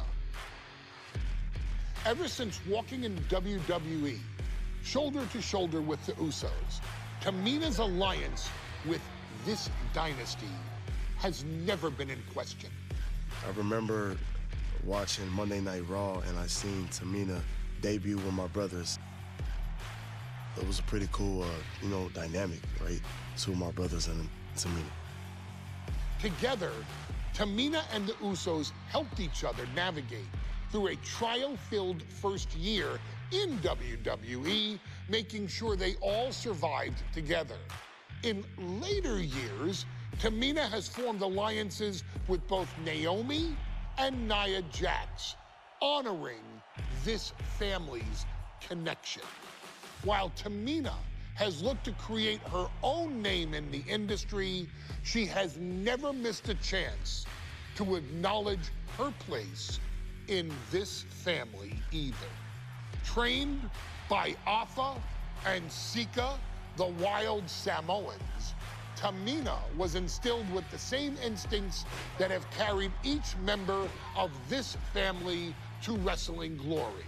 Her in-ring approach is similar to many in the Bloodline, quick striking, high-impact attacks, and smothering holds. As capable with a super kick or a big splash as anyone else, Tamina has maintained a remarkable level of success in her WWE career. A constant contender, Tamina has competed for the Women's Championship on many occasions.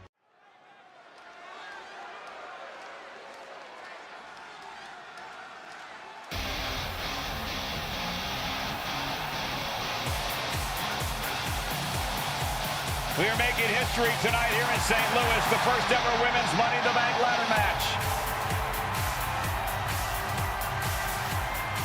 The following is the first ever Women's Money in the Bank ladder match. Introducing first, from the Queen City, Charlotte Flair. Charlotte Flair looking to become a Triple Crown champion. Every title, every opportunity she has put in front of herself, she has seized. This is a night where careers change forever. You're right, Cole. You can feel it. Legends are going to be made. Careers defined. Hearts broken. This is Money in the Bank.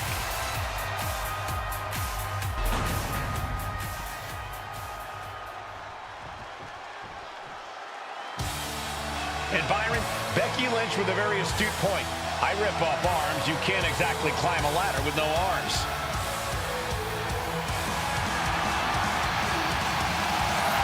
Next, from Dublin, Ireland, Becky Lynch. To add to that, Michael, I talked to Becky earlier and I asked, are you nervous about this? She said, yeah, I'm a little nervous, but I'm more excited than anything because I get to be part of history. Becky Lynch, the first woman drafted to SmackDown, first SmackDown Women's Champion. Can she become the first Miss Money in the Bank? You can feel the excitement the moment they brought out the ladders before this show started. There is a big fight feel right here in...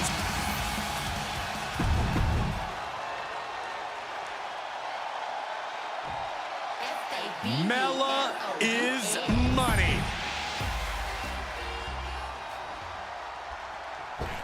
Natalya, another superstar who walks into this match, This new generation of female superstars are providing yet another milestone moment here. Tamina, Charlotte, Carmella, Natalya, and Becky Lynch look to climb the ladder and retrieve the briefcase. Become the first ever Miss Money in the Bank. Ripping and tearing at the face. And looking at the playing field, the majority of these women love to utilize their submission offense to put opponents away. Tapping someone out won't win this match, but these women should not shy away from using the biggest weapons in their arsenal. We've heard Becky say she was going to rip arms off tonight. You can't exactly climb a ladder with no arms. I assure you, this is even harder than it looks. Try not to fumble around too much here. Just fingertips away.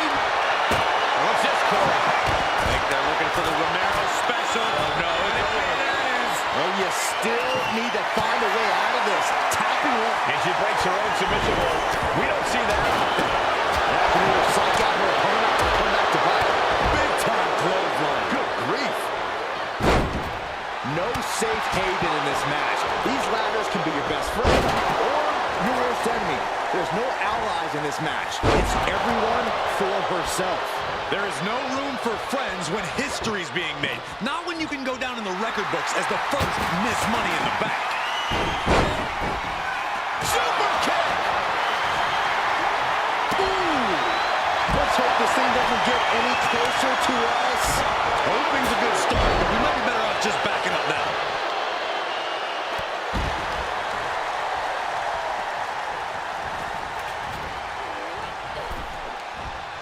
Just like that. She turned it around. Oh! Is there anyone more intimidating in this group than Tamina? I've said it before. It could be a coming out party for Tamina. This is her time to live up to her family's legacy.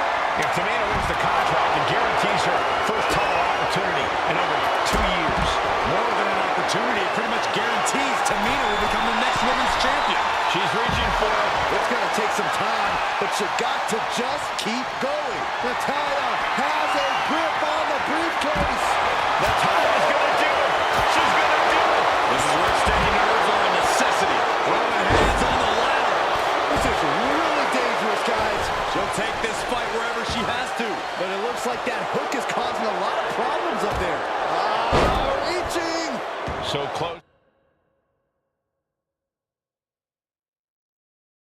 to victory. Any opening could be the opening. You just have to go for it. A contract that can change lives hanging above the ring. Probably the most profitable opportunity in our sport. 15 out of 17 superstars have successfully cashed in the Money in the Bank contract. A surprise cash-in has only failed once, and the other failed cash-in was alerted to a week in advance. You are almost certain to become the next SmackDown Women's Champion if you grab the contract tonight. And some effective offense with that one. Trying to get that mental edge. You can't let yourself get psyched out. Ooh-wee. Ooh. Look at this. This can't be good. She's starting to feel the effects of that offense. Ooh, what a forward club. She's tossed right out of the ring. Hooked up. 3 second-generation superstars competing in this match. Carmella, Charlotte, and Tamina. Natalya, of course, a third-generation superstar. Women bred for these kind of moments. Any of these women will add a significant chapter to her legacy.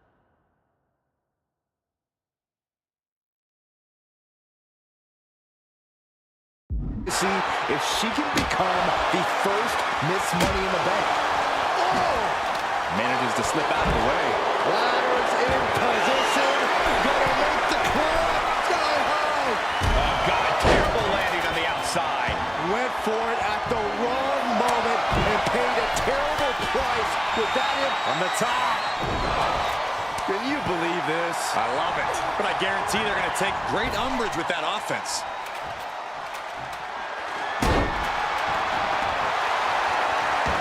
She goes under the ropes, back inside. Looking for something, anything under the ring. Just punishing their opponent. And Charlotte got rocked off of that one. Yeah, Cole taking this. Nice reversal by Charlotte. What you just saw is why we say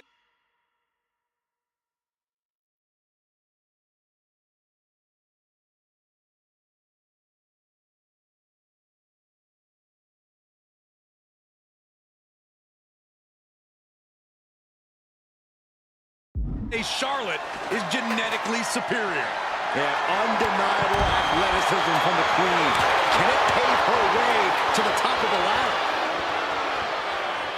Well, not the hair. Anything but the hair. Win at any cost.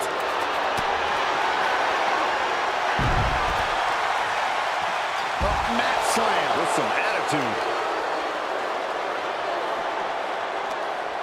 Boom! Slam! With authority.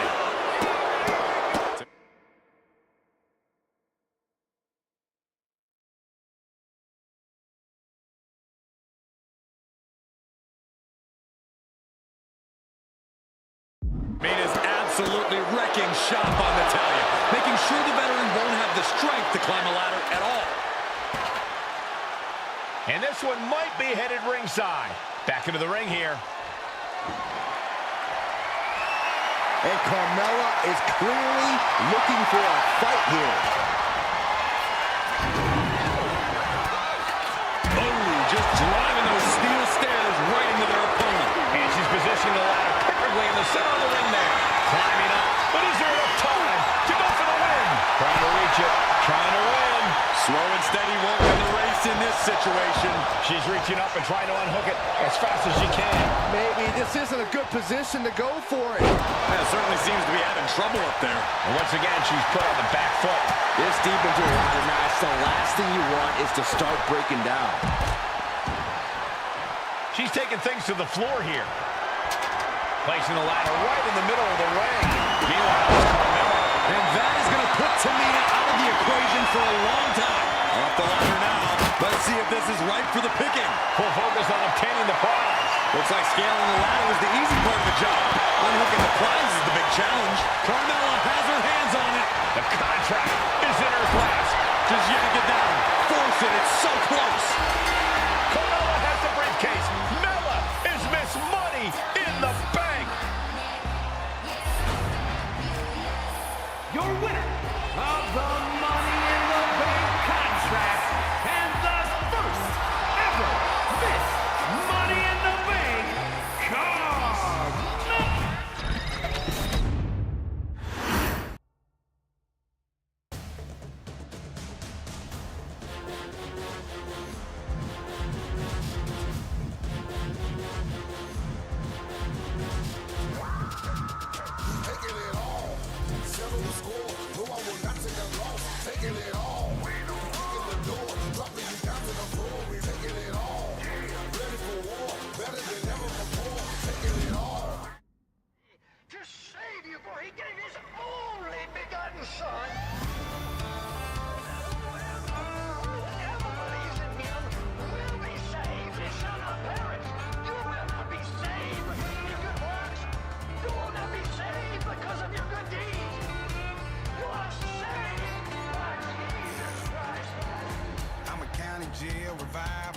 I'm a bottle in a Bible.